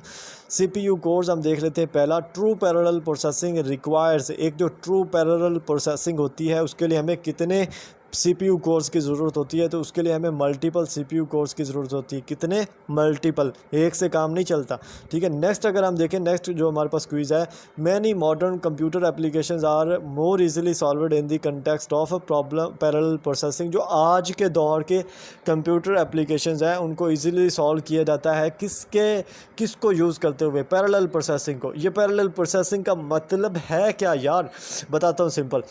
अब मैं क्या कर रहा हूँ, इसी एक पीसी पे, एक ही विंडो पे क्या कर रहा हूँ कि रिकॉर्डिंग भी हो रही है, ठीक है। ये जो मेरे पास हाईलाइट करने वाला सॉफ्टवेयर है मैं इसको भी यूज़ कर रहा हूँ, ठीक है, ये वाला।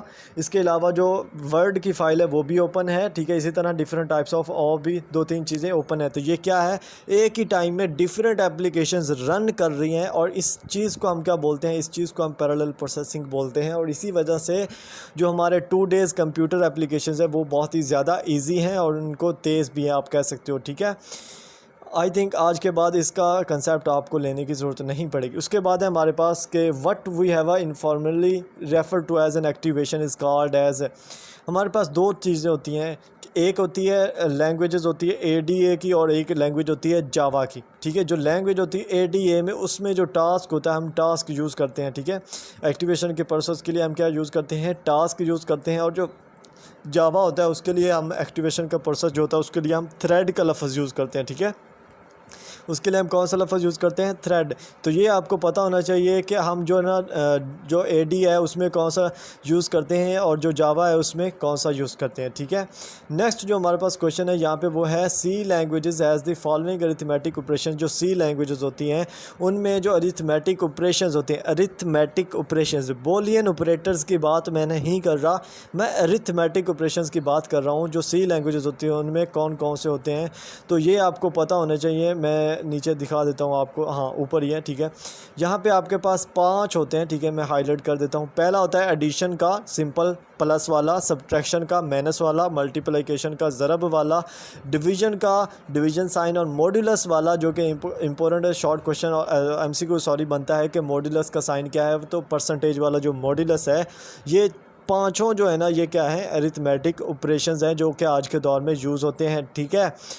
उसके बाद नेक्स्ट हमारे पास यूज़ होता है मॉड्यूलस का साइन। मॉड्यूलस का साइन को लेके हमारे पास MCQs भी आते हैं 1-2। इसमें जो रिमेनिंग 1 होता है can be acquired by using the modulus operator percent, यानी कि जो 1 एंड पे बचता है वो क्या होता है, वो मॉड्यूलस ऑपरेटर की वजह से होता है। मैं एग्जांपल आपको देता हूँ, जो हमारे पास अक्सर क्वेश्चन आता है 2 होता है मॉड्यूलस 5, ठीक है, 2 मॉड्यूलस 5 होता है। तो मैं इसको काफ़ी दफ़ा सॉल्व कर चुका हूँ हमारी वीडियोस में, जो क्विज़ 3 की वीडियोस भी होती हैं या जो हमने शॉर्ट लेक्चर्स होता है। इसमें क्या होता है, इसमें बेसिकली आपने 5 को तकसीम करना होता है 2 पर। 5 को आप अंदर रखें और 2 पर इसको तकसीम करें, तो 2 दूनी कितना होता है, 2 दूनी 4 होता है, ठीक है। अब यहाँ पे 5 से 4 को मनफी करें तो कितना बचता है हमारे पास, जो रिमेनिंग यहाँ पे होता है वो कितना आएगा, 1 आएगा। तो यहाँ पे वही 1 की बात हो रही है। ये जो 1 है ना, ये मॉड्यूलस की मदद से हम हासिल कर सकते हैं, ठीक है। और ये MCQs भी है जो कि आपका आज क्लियर हो गया है, ठीक है। नेक्स्ट हमारे पास अगर आएँ तो यहाँ पे हमारे पास सी लैंग्वेजेस में कुछ रोटेशनल ऑपरेटर्स भी होते हैं।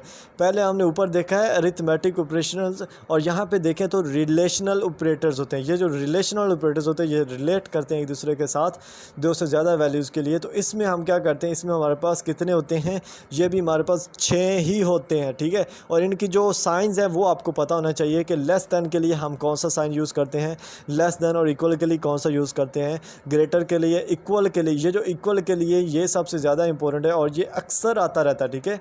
ये अक्सर आपके इंपॉर्टेंट है और अक्सर आपके क्विज़ में आता रहता है, ठीक है। नेक्स्ट हमारे पास 2 इम्पोर्टेंट MCQs हैं और ये एक दूसरे के उल्ट हैं, मुतसाद में है। फर्स्ट जो हमारे पास पहला MCQs है, इसमें उन्होंने हमसे पूछा है कि no if the result after comparison of 2 variable is true then if statement returns value is 1।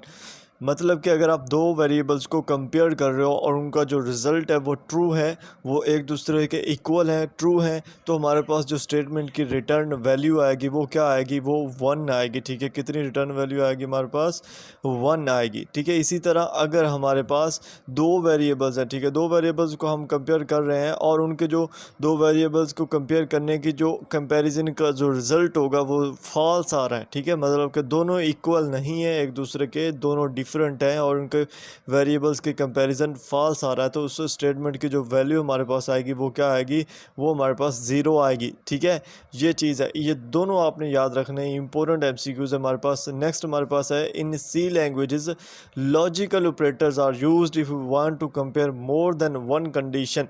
अगर हमारे पास सी लैंग्वेजेस में एक से ज़्यादा कंडीशंस हैं तो हम कौन सा ऑपरेटर यूज़ करेंगे, तो उसके लिए हम जो जनाब यहाँ पे जो हमारे पास लॉजिकल ऑपरेटर्स है ये हम यूज़ करते हैं। ठीक है, तो ये एमसीक्यूज़ था। नेक्स्ट हम देख लेते हैं, यहाँ पे ये जो डब्बा बना हुआ टेबल हमारे पास है, इसमें हमारे पास 3 इंपॉर्टेंट एमसीक्यूज़ हैं और 3 इंपॉर्टेंट कंसेप्ट है आपके पास और ये आपको आने चाहिए। ये सी प्लस प्लस ऑपरेटर्स हैं। कौन से ऑपरेटर्स हैं, ये सी प्लस प्लस ऑपरेटर्स हैं और ये 3 ऑपरेटर्स हैं। इनमें जो हमारे पास सबसे पहला ऑपरेटर है वो है हमारे पास एंड ऑपरेटर। ठीक है, एंड ऑपरेटर। एंड ऑपरेटर का मकसद ये है कि इसमें जो है ना वो हमारे पास आपको इनकी जो सिंबल्स हैं वो आपको पता हो और इनकी जो टाइप्स है, ठीक है, यहाँ पे जो टाइप्स दी हुई है ना, ये वाले टाइप्स है, ठीक है, ये आपको पता हो। तो जब हम इसके सिंबल्स की बात करें, जो हमारे पास एंड ऑपरेटर है ना, एंड ऑपरेटर ये वाला, इसका जो सिंबल है वो हमारे पास क्या आता है, डबल डबल जो ये एंड वाला साइन होता है ना, मैं यहाँ पे लिख देता हूँ, लाइक यहाँ पे मैं लिख देता हूँ। ठीक है, यहाँ पे डबल वाला, ठीक है, ये वाला जो डबल साइन है ना, ये वाला, ये एंड ऑपरेटर का सिंबल होता है। ठीक है, एंड ऑपरेटर का ये सिंबल होता है, ये आपको पता हो। ठीक है, ये एमसीक्यूज़ में आया है। उसके बाद जो आर ऑपरेटर होता है हमारे पास, आर ऑपरेटर, इसका जो सिंबल है हमारे पास, ये हमारे पास डबल जो स्लैश होती है ना वो होती है। ये भी मैं ऊपर आपको लिख के दे देता हूँ, यहाँ नीचे लिख लेते हैं। ठीक है, यहाँ पर, ठीक है, ये वाला इसका साइन होता है, ये वाला। ठीक है, ये देख रहे हो, ये डबल साइन जो होता है ना, ये वाला, ये इसका क्या होता है, ये और ऑपरेटर का होता है। ठीक है, और ऑपरेटर का ये वाला साइन। और इसी तरह जो नॉट ऑपरेटर हमारे पास होता है, नॉट ऑपरेटर जो होता है ना, इसकी जो टाइप है वो यूनरी है। ये भी एमसीक्यूज आया हुआ है कि नॉट ऑपरेटर की जो टाइप होती है वो कौन सी होती है, तो ये यूनरी होती है। यूनरी का मतलब ये है कि ये जस्ट एक वैल्यू देगा, मतलब कि नॉट ऑपरेटर का आप मतलब कह सकते हो कि उल्ट होता है। अगर एक है और उसका जो आउटपुट नॉट ऑपरेटर में आएगा वो 0 आएगा, अगर 0 है तो उसका नॉट ऑपरेटर में जो आउटपुट आएगा वो 1 आएगा। ठीक है, ये यूनरी ऑपरेटर इसीलिए कि इसका जो रिज़ल्ट आता है, जो आउटपुट आती है, उसमें सिर्फ ये एक ही वर्ड देता है। ठीक है, बाकी जो है वो बाइनरी ऑपरेटर्स हैं। ठीक है, जो नॉट ऑपरेटर है इसकी जो हमारा, अगर हम इसके जो सिंबल्स की बात करें तो यहीं पे मैं लिख देता हूँ, ये वाला जो सिंबल्स होता है, ये जो हम अस्सलाम वालेकुम के आगे लगाते हैं या डिफरेंट जो होते हैं ना, ये सल्यूट्स जिनको बोलते हैं, उनके आगे लगाते हैं, तो वहाँ पे ये यूज़ होता है, तो ये नॉट ऑपरेटर का सिंबल होता है। ये आपको पता होना चाहिए, इनके सिंबल्स और इनकी टाइप्स।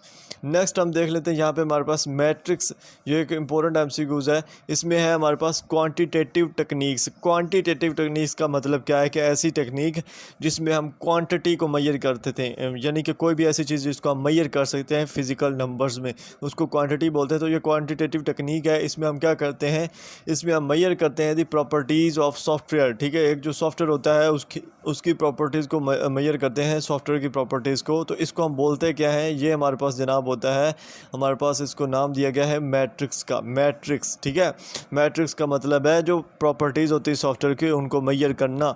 ठीक है, उसके बाद नेक्स्ट अगर हम देखते हैं, नेक्स्ट हमारे पास जो क्वेश्चन है, some researcher sometimes called practitioners work toward developing techniques for immediate applications. जो सॉफ्टवेयर डेवलपमेंट होती है उसमें जो कुछ होते हैं वो होते हैं प्रैक्टिशनर्स। ठीक है, वो क्या करते हैं, वो जो ऑलरेडी डेवलपिंग टेक्निक्स होती है ना, उनके लिए इमीडिएट एप्लीकेशन जो है ना वो तैयार करते हैं, यानी उनके लिए वर्क करते हैं। ठीक है, जो इमीडिएट ऑलरेडी चीज़ें होती है। अब इसका मैं एग्जांपल आपको दूंगा, इसको समझिएगा। ये एक प्रैक्टिशनर्स होते हैं जो क्या कर रहे हैं, डेवलपिंग टेक्निक्स, जो पहले से डेवलप टेक्निक्स हैं उन पर काम कर रहे होते हैं, और दूसरे होते हैं थ्योरिटिशियंस। ये थ्योरिटिशियंस कौन से होते हैं, ये जो वो थ्योरीज़ होती हैं, जो प्रिंसिपल्स होते हैं या जो टेक्निक्स पहले जिन पे प्रैक्टिशनर्स काम कर रहे होते हैं उनको डेवलप करने वाले ये बंदे होते हैं, ठीक है। अब इसकी सिंपल एग्जांपल मैं आपको बताता हूँ। जो थ्योरेटिशियंस ये हैं आम जो MBBS डॉक्टर हैं, ठीक है। डॉक्टर जो है ना MBBS वाले, वो हैं थ्योरेटिशियंस, ठीक है। वो क्या करते हैं, वो सर्च करते हैं, प्रिंसिपल्स बनाते हैं, थ्योरीज बनाते हैं, और जो मेडिसिन जो तैयार करते हैं, DVM किया हुआ हो या जो भी हो, ठीक है। अब जो प्रैक्टिशनर्स हैं ये कौन से हैं, ये वो हैं जिन्होंने 14 मंथ का डिप्लोमा कर लिया, ठीक है, VTI से। इस तरह के डिप्लोमे करके गांव में भी बैठे हुए हैं, हमारे दोस्त भी, आप लोगों के भी होंगे जानने वाले। तो वो क्या करते हैं, वो प्रैक्टिशनर्स हैं, ठीक है। वो जस्ट प्रैक्टिस कर रहे हैं और दवाई दे रहे हैं, मतलब टीका लगा रहे हैं लोगों को, ठीक है। तो ये इन दोनों में डिफरेंस यही है। थ्योरेटिशियंस उस चीज़ों को सर्च करते हैं, बनाते हैं, जबकि जो प्रैक्टिशनर्स होते हैं वो जस्ट वर्क करते रहते हैं ऑलरेडी जो बनी होती चीज़ें उन पर, ठीक है। नेक्स्ट हमारे पास क्वेश्चंस है, इंपॉर्टेंट है।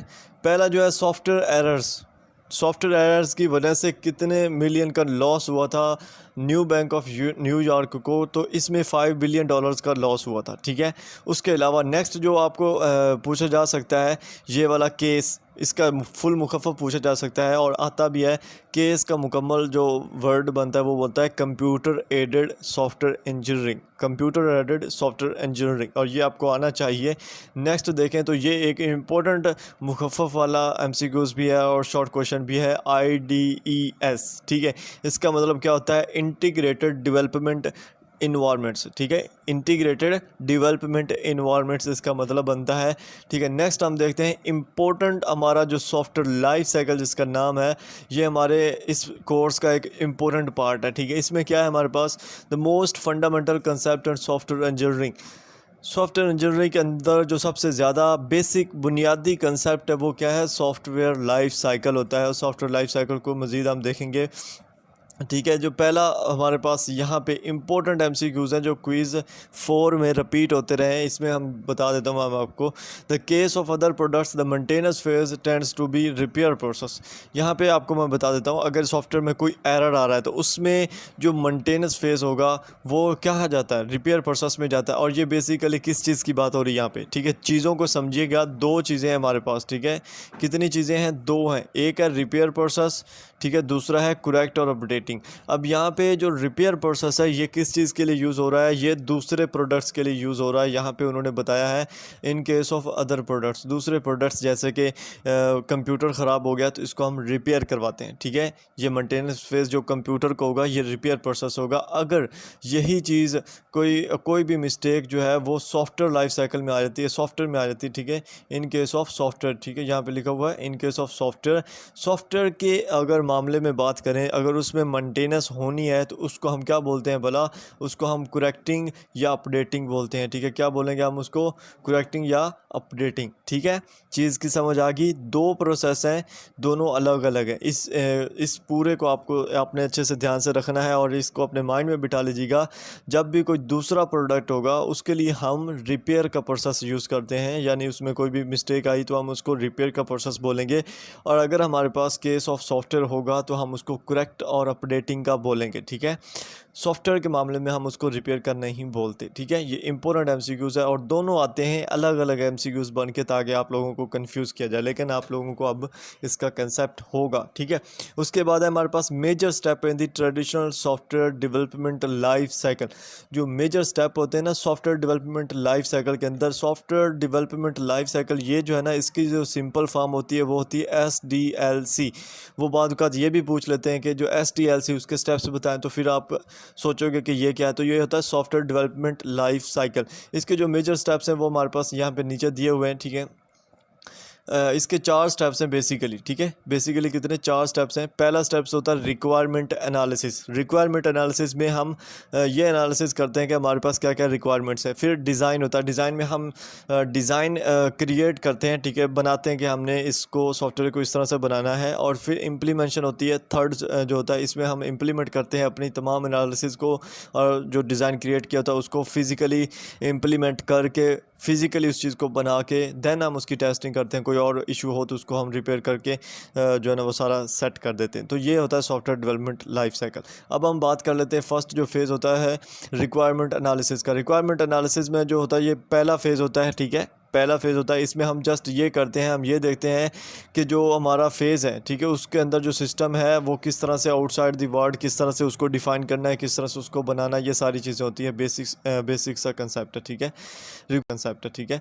रिक्वायरमेंट एनालिसिस में जो स्टेक होल्डर्स होते हैं, ये स्टेक होल्डर्स वाला जो एमसीक्यू से बहुत ज़्यादा रिपीटेड होता है। स्टेक होल्डर्स या फ्यूचर यूज़र्स जिसको बोलते हैं, ये क्या होते हैं, ठीक है। ये असल में जो होते हैं ना वो गवर्नमेंट एजेंसी वाले लोग होते हैं। असल में स्टेक होल्डर्स होता है कि बहुत ज़्यादा रिपीटेड होता है। स्टेक होल्डर्स या फ्यूचर यूज़र्स जिसको बोलते हैं, ये क्या होते हैं, ठीक है।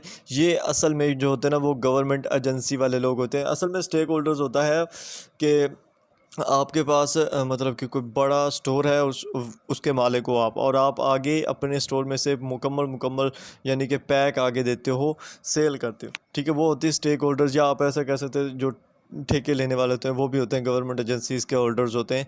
तो इसका जो राइट आंसर बनता होता है वो हमारे पास आता होता है गवर्नमेंट एजेंसी, ठीक है, गवर्नमेंट एजेंसीज वाला, ठीक है। तो ये आपको पता होना चाहिए। नेक्स्ट अगर हम देखें तो हमारे पास यहाँ पे कमर्शियल ऑफ द शेल्फ है, ये थोड़ा सा मदम नज़र आ रहा है, ठीक है। Commercial of the shelf quotes जिसको बोलते हैं, COTS, commercial of the shelf, ये इसका आपको मुखफ़फ़ आना चाहिए, ठीक है। नेक्स्ट देखते हैं सॉफ्टवेयर रिक्वायरमेंट स्पेसिफिकेशन में कि रिक्वायरमेंट्स और रिकॉर्डेड इन डॉक्यूमेंट्स। जो सॉफ्टवेयर के लिए हमें रिक्वायरमेंट्स ज़रूरी है, वो हम क्या करते हैं, उनको एक डॉक्यूमेंट में रिकॉर्ड कर लेते हैं, रिकॉर्डेड इन अ डॉक्यूमेंट, और इस चीज़ को हम बोलते हैं सॉफ्टवेयर रिक्वायरमेंट स्पेसिफिकेशन, ठीक है। उसके बाद एक इम्पोर्टेंट MCQs और इम्पोर्टेंट कंसेप्ट जो अगेन से मैं आपको समझाऊंगा, बहुत इजी है। इसमें हमारे पास उन्होंने बोला है कि फ्रॉम अ ले पर्सपेक्टिव, ठीक है, एक ले पर्सन पर्सपेक्टिव, एक ले पर्सन जो है उसके नज़रिए से जो रिक्वायरमेंट एनालिसिस होता है उसमें जो equated with decided what a software system is to do and where is design is equated with decided how the system will to do, ठीक है।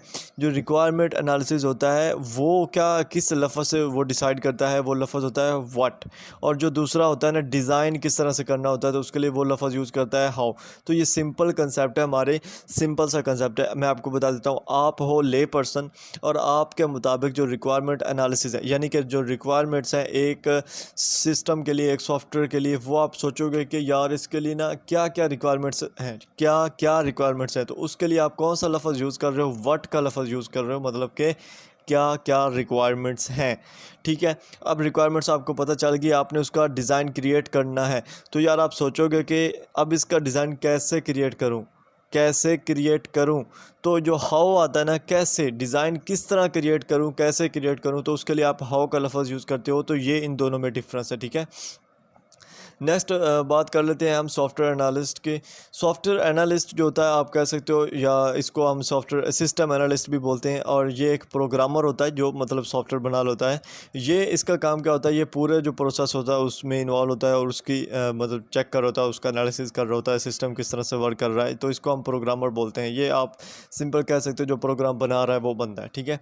उसके बाद टेस्टिंग है। टेस्टिंग क्या होती है, testing is now recognised as only one segment in the overall struggle for quality assurance. Testing जो चौथा फेज़ है सॉफ्टवेयर डेवलपमेंट लाइफ साइकिल का, चौथा फेज़ है, इसमें होता क्या है कि इसमें हम सिस्टम जो सॉफ्टवेयर होता है उसकी क्वालिटी एश्योरेंस चेक करते हैं, ठीक है। उसको चेक करते हैं, टेस्ट करते हैं कि आया कि इसमें कोई मिस्टेक है, क्या इसमें कोई हमें करेक्ट करने वाली कोई चीज़ है, अगर है तो हम उसमें करेक्शन कर देते, तो उसको हम टेस्टिंग बोलते हैं। तो ये टेस्टिंग होती है, ठीक है। चौथा फेज़ है हमारे पास सॉफ्टवेयर डेवलपमेंट लाइफ साइकिल का। तो नेक्स्ट हमारे पास क्वेश्चन है waterfall model. Waterfall model basically model कौन सा है, ये वाटरफॉल करता है, यानी कि जो पानी गिरता है वो क्या होता है, वो एक ही सिमत में गिर रहा होता है, चाहे आप गिलास से गिराओ या चाहे पहाड़ से गिर रहा हो, ठीक है। तो वो एक ही सिमत में गिरेगा, मतलब कि तो इसमें क्या होता है, ये वाटरफॉल मॉडल होता है। इसमें आपका जो प्रोसेस होता है वो एक ही सिमत में चल रहा होता है, ठीक है। इसमें जो प्रोसेस होता है was allowed to flow in only one direction, और वाटरफॉल मॉडल को हम क्या बोलते हैं, फ्री व्हीलिंग भी बोलते हैं, या ट्रायल एंड एरर मॉडल भी बोलते हैं, ठीक है। ये आपको पता होना चाहिए। नेक्स्ट जो बात है हमारे पास इटरेटिव मॉडल, अगेन रिपीट हुआ है, इसको लूप भी आप कह सकते हो, यानी कि another model that represents the shift away from strict adherence to the waterfall model. Waterfall model से बिल्कुल अलग चीज़ है ये, ठीक है। इसको इटरेटिव मॉडल बोलते हैं। क्यों इसको अलग बोलते हैं वाटरफॉल मॉडल एक ही सीमत में चल रहा होता है, जबकि इटरेटिव मॉडल में हम रिपीट करते हैं हर टेक्निक्स को, हर चीज़ को, ताकि हमारा जो डिज़ायर्ड आउटकम है वो हमारे पास आ जाए। इसको इटरेटिव मॉडल बोलते हैं। ये वाटर मॉडल से बिल्कुल डिफरेंट होता है, ठीक है। ये सेम टू सेम स्टेटमेंट आपके पेपर्स में भी आती है, आपके MCQs में भी आई हुई है, ठीक है। नेक्स्ट हम देख लेते हैं significant example of iterative technique is the rational unified process that was created by the Rational Software Corporation, which is now a division of IBM। जो इटरेटिव टेक्निक की एक एग्जांपल है, ये पूछते हैं कि जो इटरेटिव टेक्निक है उसकी एक एग्जांपल बताओ, तो आपको पता होना चाहिए। इसका एग्जांपल है रैशनल यूनिफाइड प्रोसेस, जिसको हम सिंपल RUP भी बोलते हैं, ठीक है, रैशनल यूनिफाइड प्रोसेस। और इसको जो है ना वो रैशनल सॉफ्टवेयर कॉरपोरेशन के नेम से एक कंपनी है जिसने इसको क्रिएट किया था, ठीक है।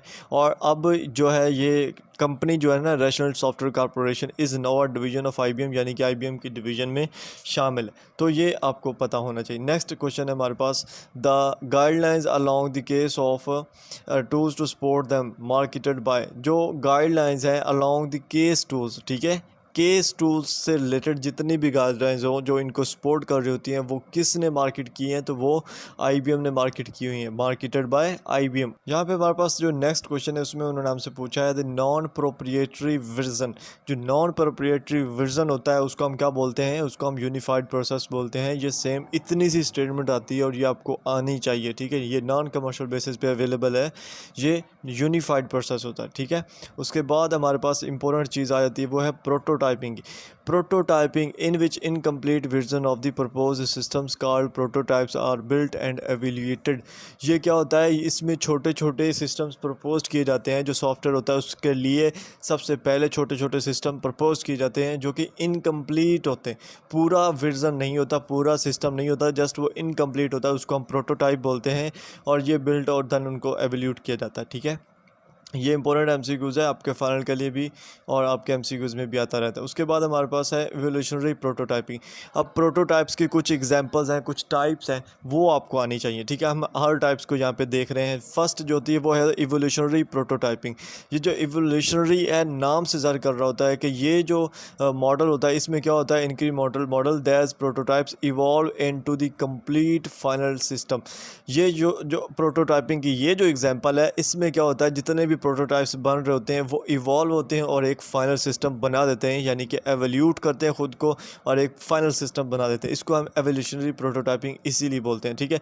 इनके नाम से ही इनका मतलब ज़ाहिर हो जाता है। अब अगर इसमें हम देखें तो इसमें हमारे पास है थ्रो अवे प्रोटोटाइपिंग, यानी कि हम उसको क्या कर देते हैं, जो हमारे पास इटरेटिव सिचुएशंस होती हैं उनमें जो प्रोटोटाइप्स होते हैं उनको हम क्या कर देते हैं, उन प्रोटोटाइप्स को हम डिस्कार्ड कर देते हैं, यानी कि फेंक देते हैं, उनको रिमूव कर देते हैं। तो ये इस तरह की जो प्रोटोटाइपिंग होती है उसको हम थ्रो अवे प्रोटोटाइपिंग बोलते हैं, ठीक है। आपने एक एक लफ्ज़ याद कर लेना बीच में से जो आपके कंसेप्ट को क्लियर करे और जो जब पेपर में आए तो आप उसको भूलें ना, ठीक है। नेक्स्ट होता है हमारे पास रैपिड प्रोटोटाइपिंग का मतलब क्या होता है कि ऐसी प्रोटोटाइपिंग जो जल्दी से तैयार हो जाए, जल्दी से पूरा सिस्टम क्रिएट कर दे, उसको हम क्या बोलते हैं, रैपिड प्रोटोटाइपिंग बोलते हैं। और इसमें भी वही चीज़ है कि is the simple example of the propose system is quickly constructed in the early stages of the development, ठीक है। अर्ली स्टेजेस जो डेवलपमेंट की होती है उसमें क्या होता है, जो हमने सिस्टम प्रपोज किया होता है कि हमने ये सिस्टम बनाना, वो जल्दी से बन जाता है, उसको हम रैपिड प्रोटोटाइपिंग बोलते हैं। तो इन तीनों का आपको पता होना चाहिए, कंसेप्ट भी आपको दे दिया है। ये इंपॉर्टेंट MCQs भी हैं और शॉर्ट क्वेश्चंस भी हैं और लॉन्ग क्वेश्चंस भी है, ठीक है। उसके बाद है हमारे पास के perhaps the most pronounced shift from the waterfall model is represented by the collection of methodologies known as agile method, ठीक है। अब दो चीज़ें मैं आपको बताइए, एक ऊपर पहले मैं आपको बताया है कि जो वाटरफॉल मॉडल से बिल्कुल स्ट्रिक्ट अडेहेरेंस करता है, यानी कि वाटरफॉल मॉडल से बिल्कुल डिफरेंट है, वो कौन सा था जो ऊपर मैंने आपको बताया, वो कौन सा था भला।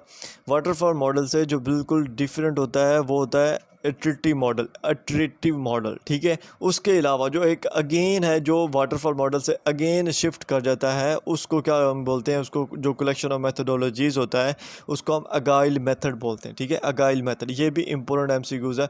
नेक्स्ट हमारे पास है वन एग्जांपल ऑफ अगाइल मेथड, ठीक है। ये एग्जांपल आपको आनी चाहिए। वो पूछते हैं कि अगाइल मेथड की एग्जांपल बताओ, तो ये XP है, एक्सट्रीम प्रोग्रामिंग इसकी फुल फॉर्म है, ठीक है, XP। आप इसका याद रख सकते हो, जो XP के कंप्यूटर्स होते हैं, लैपटॉप्स होते हैं, वो आप एग्जांपल याद रख सकते हो, ठीक है। ये XP कॉरपोरेशन की विंडोज़ भी होती है, ठीक है।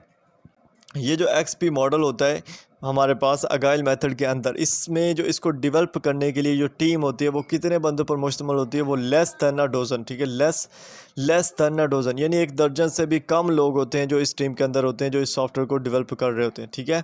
उसके बाद हमारे पास agile method are characterized by, agile method को हम क्यों मेंशन करते हैं, क्यों करेक्टराइज करते हैं, क्यों डिस्क्राइब करते हैं, तो इसकी फ्लेक्सिबिलिटी जो होती है ना, उसकी वजह से हम इसको डेवलप करते हैं, ठीक है। क्योंकि ये बहुत ही फ्लेक्सिबल है, ईजी टू यूज़ होता है और हम इसलिए इसको यूज़ करते हैं, ठीक है। उसके बाद है हमारे पास division of software into manageable units, generally called, जो डिवीजन होती है ना सॉफ्टवेयर की इनटू मैनेजेबल यूनिट्स, ठीक है। सॉफ्टवेयर को डिवाइड कर देना मैनेजेबल यूनिट्स में, उनको हम क्या बोलते हैं, मॉड्यूल्स बोलते हैं, ठीक है। ये आपको MCQs आना चाहिए। और इसमें क्या होता है कि हर मॉड्यूल्स की अपनी रिस्पॉन्सिबिलिटी होती है पूरी सॉफ्टवेयर्स के अंदर, ठीक है।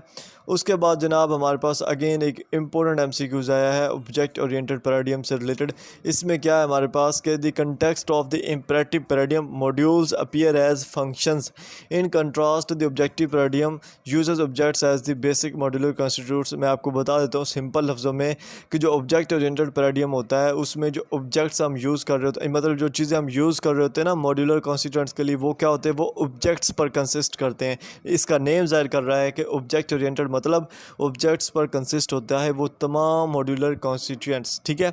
उसके बाद हमारे पास यहाँ पे अगेन एक इम्पोर्टेंट क्वेश्चन है, minimise the linkage between modules known as inter modular coupling. जो मॉड्यूल्स होते हैं ना उनके दरमियान जो लिंकेज होती है उसको कम कर देता है, उसको हम क्या बोलते हैं, इंटर मॉड्यूलर कपलिंग बोलते हैं। इंटर मॉड्यूलर कपलिंग नाम से ज़र कर रहा है, इंटर मॉड्यूलर यानी मॉड्यूल्स के इंटर मतलब बिटवीन में जो मिनिमाइज होगी, लिंकेज होगी, उसको मिनिमाइज करना इंटर मॉड्यूलर कपलिंग कहलाता है। तो कपलिंग के आपको पता चल गया है। अब इसकी 2 टाइप्स होती हैं। पहली टाइप्स इसकी होती है कंट्रोल कपलिंग और दूसरी होती है डाटा कपलिंग। ये नाम से जाहिर कर रहे होते हैं जो कंट्रोल कपलिंग होती है, ठीक है। पहली जो टाइप से हमारे पास कंट्रोल कपलिंग की, इसमें क्या होता है कि ये which occurs when a module passes control of execution to another as in a function call. जब ये तब आती है जब क्या कर रहे होते हैं, जो मॉड्यूल पास कर रहे होते हैं कंट्रोल ऑफ एग्जीक्यूशन, ठीक है। जो कंट्रोल ऑफ एग्जीक्यूशन होता है कि इस मॉड्यूल को पहले पास करना है, इसको दूसरी दफ़ा पास करना है, इसको थर्ड पे पास करना है। तो ये जो कंट्रोल ऑफ एग्जीक्यूशन होता है, इस टाइम जब ये अकर्स हो रहा होता है तो तब ये कंट्रोल कपलिंग अकर्स होती है और ये उन दो मॉड्यूल्स या 2 से ज़्यादा जो मॉड्यूल्स होते हैं उनके दरमियान होती है, ठीक है। और इनकी जो लिंकेजेस होती है उनको मिनिमाइज़ करती है, ठीक है। इसी तरह जो इसकी दूसरी टाइप्स होती है वो होती है डाटा टाइप्स के, डाटा कपलिंग जिसको बोलते हैं, ठीक है। इसमें भी सेम है, जब शेयरिंग हो रहा होता है ना डाटा 2 मॉड्यूल्स के दरमियान, ये तब अक्कर होती है या तब इसको हम कंसिडर करते हैं जब शेयरिंग हो रही होती है डाटा बिटवीन 2 मॉड्यूल्स, ठीक है। If 2 modules interact with the same data item then modification made to 1 module में अफेक्ट द अदर। अगर दोनों में जो सेम डाटा टाइप्स हैं, दोनों जो मॉड्यूल्स हैं उनमें जो डाटा की टाइप्स है, जो डाटा आइटम्स है वो सेम है, तो हम इसकी मॉडिफिकेशंस को एक से दूसरे मॉड्यूल्स की तरफ ले जाएंगे और दोनों पे इफ़ेक्ट करती है, ठीक है। ये डाटा कपलिंग होती है, ये दोनों इंपॉर्टेंट है, आपको आने चाहिए, ठीक है। नेक्स्ट जो हमारे पास है ग्लोबल डाटा, ठीक है। ग्लोबल डाटा क्या होता है कि global data which are data items that are automatically available to all modules throughout the system as opposed to local data items that are accessible only with a particular module. Global data मतलब कि global मतलब पूरी दुनिया, data मतलब कि ऐसा कोई भी चीज़ जो नॉलेज हो, तो ऐसी कोई भी चीज़, जो ऐसी कोई भी डाटा आइटम्स जो कि हर बंदे को, हर मॉड्यूल्स को सिस्टम में पूरे दुनिया में इजीली अवेलेबल हो, उसको ग्लोबल डाटा बोलते हैं। लाइक गूगल है, इसी तरह यूट्यूब है, ठीक है। ये ग्लोबल डाटा आइटम्स है। अब इसमें ये चीज़ें आपको ज़्यादा तसल्ली से करने की ज़रूरत नहीं, जस्ट कंसेप्ट ले लें, आपका इजीली हो जाएगा, ठीक है। नेक्स्ट जो हमारे पास है ये कोहेजन है। ये कोहेजन वाला चैप्टर इंपॉर्टेंट है। कोहेजन क्या होती है आपको पता होना चाहिए। ये इंपॉर्टेंट MCQ की term cohesion refers to this internal binding. Internal binding जो होती है उसको हम क्या बोलते हैं, कोहेजन बोलते हैं, सिंपल। अब इसमें हमारे पास जो 2 इसकी फॉर्म्स होती हैं, इंपॉर्टेंट फॉर्म्स होती हैं। पहले जो इसकी फॉर्म होती है एक वीक फॉर्म होती है। वीक फॉर्म ऑफ जो कोहेजन होती है उसको हम क्या बोलते हैं, लॉजिकल कोहेजन बोलते हैं। वीक फॉर्म ऑफ कोहेजन को लॉजिकल फंक्शनल क्वेश्चन बोलते हैं। इसी तरह मैं इसको थोड़ा नीचे ले जाता हूँ, ठीक है, यहाँ से सही नज़र नहीं आ रहा, ठीक है। यहाँ पे जो स्ट्रॉन्गर फॉर्म ऑफ क्वेश्चन होती है, मैं हाईलाइट कर देता हूँ, स्ट्रॉन्गर फॉर्म ऑफ क्वेश्चन को हम क्या बोलते हैं, फंक्शनल क्वेश्चन बोलते हैं, ठीक है। फंक्शनल क्वेश्चन बोलते हैं जो स्ट्रॉन्गर फॉर्म ऑफ क्वेश्चन होती है, सही है। इस चीज़ की समझ आ गई। उसके बाद हमारे पास होता है ये इंपॉर्टेंट नहीं है वैसे, मैं आपको बता देता हूँ, information hiding which refers to the restriction of information to a specific portion of the software system. जो इंफॉर्मेशन हाइडिंग होती है ना, इंफॉर्मेशन हाइडिंग नेम से ज़ाहिर हो रहा है कि इंफॉर्मेशन को हाइड करना, वो क्या रेफ़र कर रहा होता है, वो रिस्ट्रिक्शन ऑफ इंफॉर्मेशन होता है, यानी कि इंफॉर्मेशन से रिस्ट्रिक्ट करना है किसी एक पोर्शन को सिस्टम के अंदर ना, किसी एक पोर्शन को। लाइक अगर आपका पूरा पीसी है, उसमें एक ऐसी फाइल है जिसको आपने क्या किया हुआ है, पासवर्ड लगाया हुआ है, तो वो उसमें जो एक पर्टिकुलर पोर्शन है ना पूरे सिस्टम के अंदर, उसको आपने पासवर्ड लगाया ताकि उसको कोई एक्सेस ना कर सके। तो ये क्या होता है, ये इन्फॉर्मेशन हाइडिंग होता है या रिस्ट्रिक्शन ऑफ इंफॉर्मेशन होता है।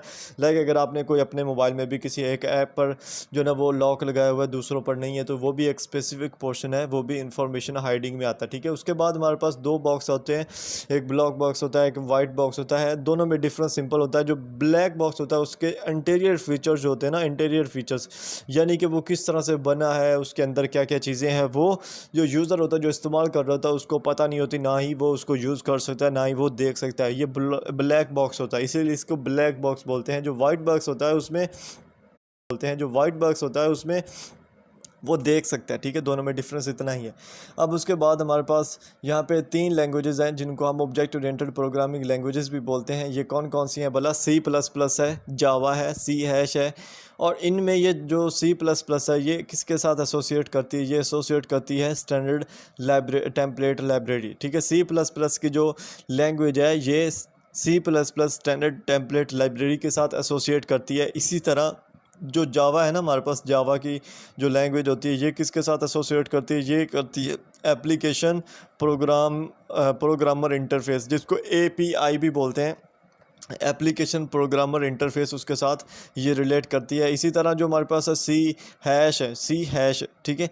ये प्रोग्रामर्स की जो लैंग्वेज है, ये किसके साथ एक्सेस करती है? ये .NET फ्रेमवर्क क्लास लाइब्रेरी है, उनके साथ इसका एक्सेस है। तो ये तीनों का अलग अलग एक्सेस है, ये भी आपको पता होना चाहिए। नेक्स्ट हम बात करते हैं कंपोनेंट की। Component which is by definition a reusable unit of the software. Component नाम से ज़्यादा होता है। कंपोनेंट क्या होता है? छोटा सा हिस्सा। ये क्या होता है? जो सॉफ्टवेयर होता है उसका रीयूजेबल यूनिट होता है, यानी कि जिसको हम अगेन एंड अगेन रीयूज़ कर सकते हैं। तो इसकी डेफिनेशन आपको बस इतनी आती हो कि component is a reusable unit of a software, ठीक है, जस्ट इतना। उसके बाद हमारे पास कंपोनेंट आर्किटेक्चर आ जाता है। फर्स्ट जो है, ये इंपॉर्टेंट नहीं है MCQ, लेकिन आपको पता होना चाहिए ताकि मिस ना हो जाएगा कोई भी आपका। उसके बाद इसमें ये है कंपोनेंट आर्किटेक्चर में ऐसा कंपोनेंट जो सॉफ्टवेयर इंजीनियरिंग पर बेस करता है, ठीक है।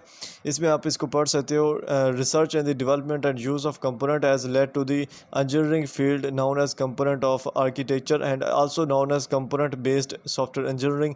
ये जो सॉफ्टवेयर इंजीनियरिंग होती है उसमें कंपोनेंट आर्किटेक्चर एक होता है और कंपोनेंट असेंबलर 2 होता है। कंपोनेंट आर्किटेक्चर में क्या चीज़ होती है आपको पता है? मैं बता देता हूँ सिंपल, दोनों में डिफरेंस सुन लीजिएगा। जो कंपोनेंट आर्किटेक्चर है और कंपोनेंट असेंबलर, इन दोनों में डिफरेंस क्या है? अब जो पहला हमारे पास है ना कंपोनेंट आर्किटेक्चर में ये होता है कि जो एक हमारा PC है ना, ये लैपटॉप है, उसके जो स्ट्रक्चर है फिजिकली, जो उसके ऊपर स्ट्रक्चर लगे हुए हैं, वो कौन कौन से होंगे? लाइक उसकी जो हार्ड है, उसकी रैम है, ठीक है, उसका जो हवा वाला पंखा, ये सारे कंपोनेंट आर्किटेक्चर आएंगे, ठीक है। ये सॉफ्टवेयर इंजीनियरिंग पर ही बेस कर रहा है, ठीक है। अब जो कंपोनेंट असेंबलर होता है ना, ये कंपोनेंट असेंबलर ये वाला, ठीक है, कंपोनेंट असेंबलर, तो इसमें क्या होता है? इसमें जो हम सॉफ्टवेयर किस तरह से रन करना होता है, जो प्रोग्रामर होता है मेन, जो उस PC को चला रही होती, जो चीज़ें चला रही होती हैं, यानी कि हार्ड है तो उसके अंदर जो चीज़ें वो किस तरह से रन होगी, वो कंपोनेंट असेंबलर में आती है, ठीक है।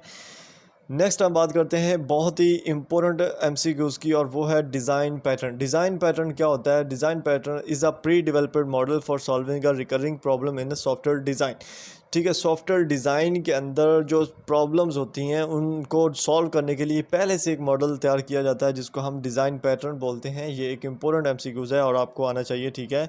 उसके बाद हमारे पास है the adapter pattern provides a standard approach. The adapter pattern जो होता है वो क्या करता है? एक स्टैंडर्ड अप्रोच प्रोवाइड करता है, जिसको हम क्या बोलते हैं? रैपिंग बोलते हैं, रैपिंग, ठीक है, रैपिंग बोलते हैं। अब नेक्स्ट हमारे पास क्वेश्चन है कि जावा प्रोग्रामिंग जो है वो किसने प्रोवाइड की थी? तो वो ओरेकल एक कंपनी है, उसने किसने प्रोवाइड की थी, and the net framework provided by Microsoft. ठीक है, जो जावा प्रोग्रामिंग है वो किसने प्रोवाइड की थी, ओरेकल ने प्रोवाइड की थी। मैं हाईलाइट कर देता हूँ अगेन, ये है ओरेकल। ठीक है, ओरेकल। और जो नेट फ्रेमवर्क है वो माइक्रोसॉफ्ट वालों ने प्रोवाइड किया था। ठीक है, दोनों में डिफरेंस है, इस चीज़ को आप याद रखिएगा। उसके बाद हमारे पास नेक्स्ट क्वेश्चन है, इसमें उन्होंने हमसे पूछा है the origin of design pattern lie in the research of, इसमें उन्होंने हमसे पूछा है the origin of design pattern lie in the research of Christopher. जो डिज़ाइन पैटर्न था इसका ओरिजिन कहाँ से हुआ था, ये हुआ था जब रिसर्च की थी ना Christopher Alexander in traditional architecture. ये क्रिस्टोफर अलेक्जेंडर एक साइंसदान था जिसने इस पर ट्रेडिशनल आर्किटेक्चर में इसको रिसर्च की थी। तब जो डिज़ाइन पैटर्न है वो उसकी ओरिजिन हुई थी। डिज़ाइन पैटर्न है क्या, बेसिकली आपको बताया है कि इसमें जो डिज़ाइन सॉफ्टवेयर होता है, सॉफ्टवेयर का जो डिज़ाइन होता है उसमें जो भी इशू आता है उसको सॉल्व करने के लिए इसमें कैपेबिलिटी होती है, इसमें वो पावर होती है कि उसको सॉल्व कर सकता है। ठीक है, उसके बाद हमारे पास है the factory design pattern is commonly used design pattern where we need to loosely coupled system. ठीक है, फैक्ट्री डिज़ाइन पैटर्न में जो कंसेप्ट होता है वो हम क्या यूज़ करते हैं, ये कोई इंपॉर्टेंट नहीं है, इसको छोड़ दो। ठीक है, इसमें मेन चीज़ होती है वो यही होती है कि हम इसमें जो है ना वो रियल टाइम फैक्ट्री कंसेप्ट जो होता है ना वो यूज़ कर रहे होते हैं। आपको ये क्वेश्चन आता है सिंपल जो यहाँ पे हाईलाइट किया हुआ ना, ये वाला पोर्शन इतना कि factory pattern is based on real time factory concept, कि जो फैक्ट्री वाला डिज़ाइन पैटर्न होता है वो किस कंसेप्ट पर बेस करता है। तो ये आपको पता हो कि वो रियल टाइम फैक्ट्री जो होती है ना, रियल टाइम फैक्ट्री उस पर बेस करता है, जस्ट इतना। ठीक है, उसके बाद हमारे पास क्वेश्चन जो नेक्स्ट क्वेश्चन हमारे पास है, इसका मुखफ़फ़ आपको पता हो, application service providers, ASPS, application service providers. ठीक है, ये आपको पता हो।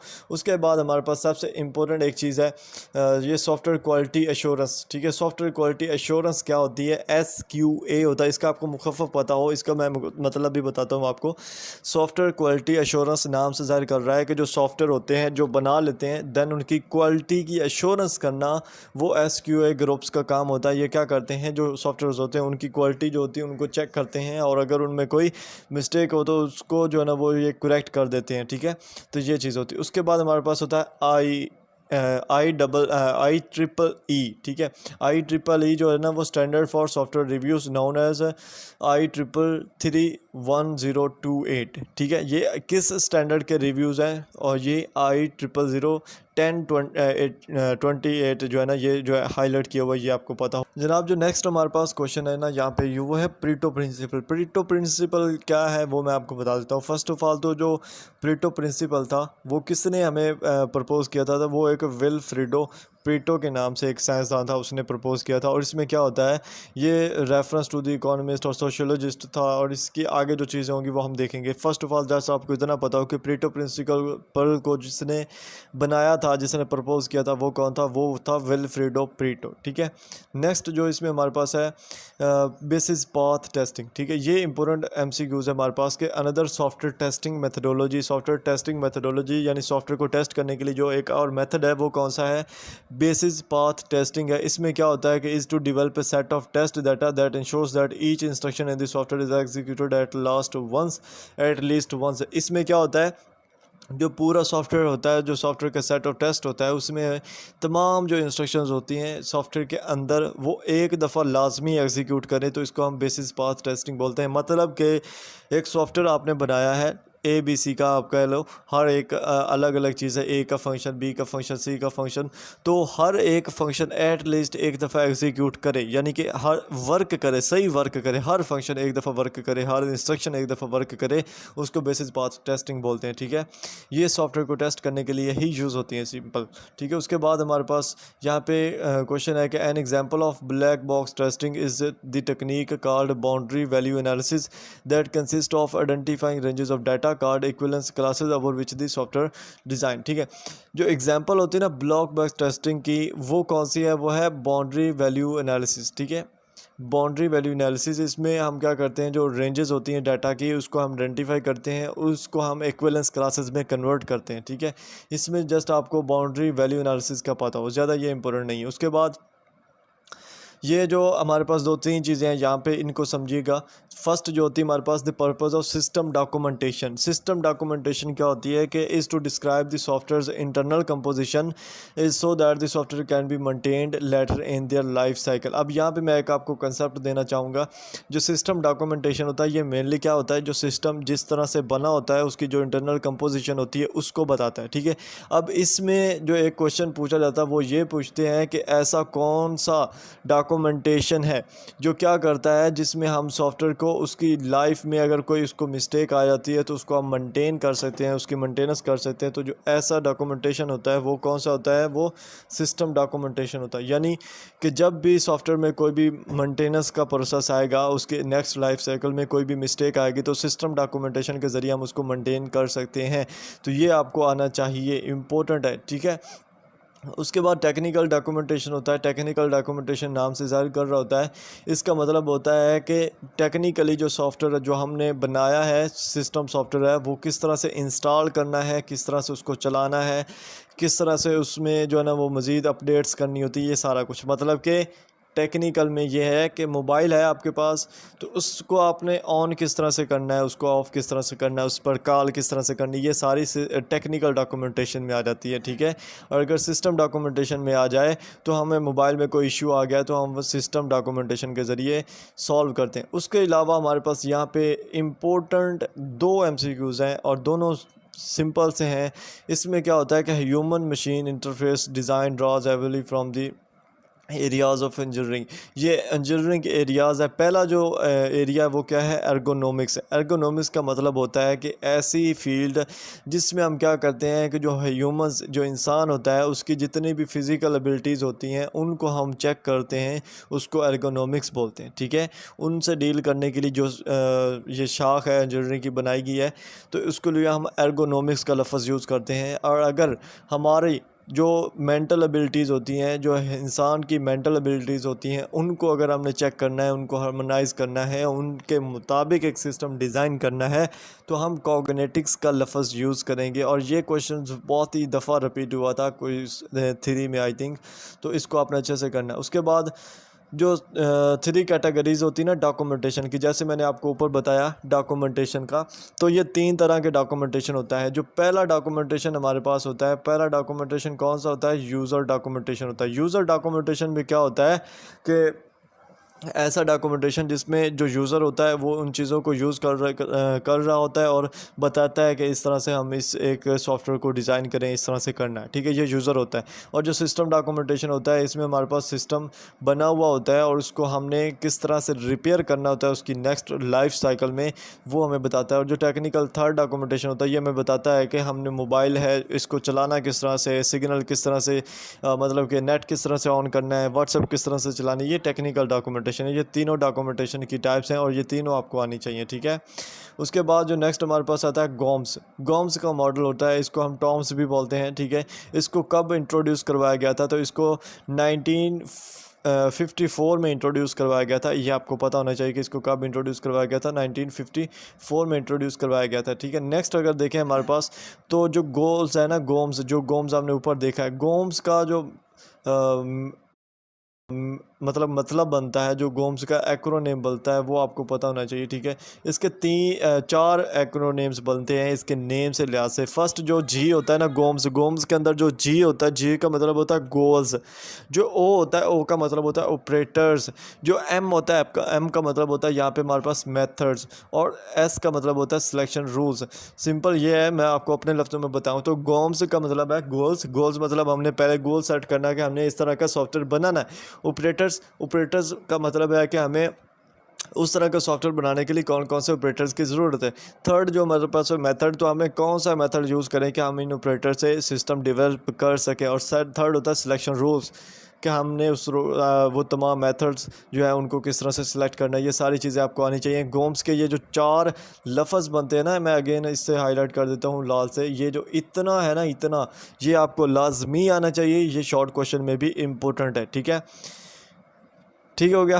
अब गोम्स का जो मॉडल होता है ये बेसिकली वर्क किस पर करता है, तो ये ह्यूमन यूजिंग एन इंटरफेस, ये ह्यूमन का इंटरफेस यूज़ करता है, ये ह्यूमन बिहेवियर पर फाउंड करता है। ये नीचे भी यही एमसीक्यूज़ है, ये मैं आपको मेन चीज़ बताना चाह रहा था। तो कि जो गोम्स का मॉडल होता है ना, ये बेसिकली जो वर्क करता है ये ह्यूमन की बिहेवियर पर वर्क करता है। या आप अगर कहीं पे ये लिखा हुआ ह्यूमन से रिलेटेड होगा, जहाँ पे भी होगा, अगर ह्यूमन बिहेवियर हो या ह्यूमन इंटरफेस हो तो वहाँ पे गोम्स का मॉडल आएगा। ठीक है, ये चीज़ आपको आनी चाहिए। नेक्स्ट अगर हम देखें तो इसमें क्या होता है कि GOMS reemphasize the role that human characteristics play in the field of human machine interface design. Again वही चीज़ है कि गोम्स री एम्फसाइज करता है कि जो ह्यूमन की कैरेक्टरिस्टिक्स होती हैं वो इम्पोर्टेंट प्ले करती है, यानी इम्पोर्टेंट किरदार अदा करती हैं ह्यूमन मशीन इंटरफेस डिज़ाइन में। ठीक है, नेक्स्ट हम बात कर लेते हैं। नेक्स्ट जो हमारे पास है सॉफ्टवेयर लाइसेंस। सॉफ्टवेयर लाइसेंस क्या होता है?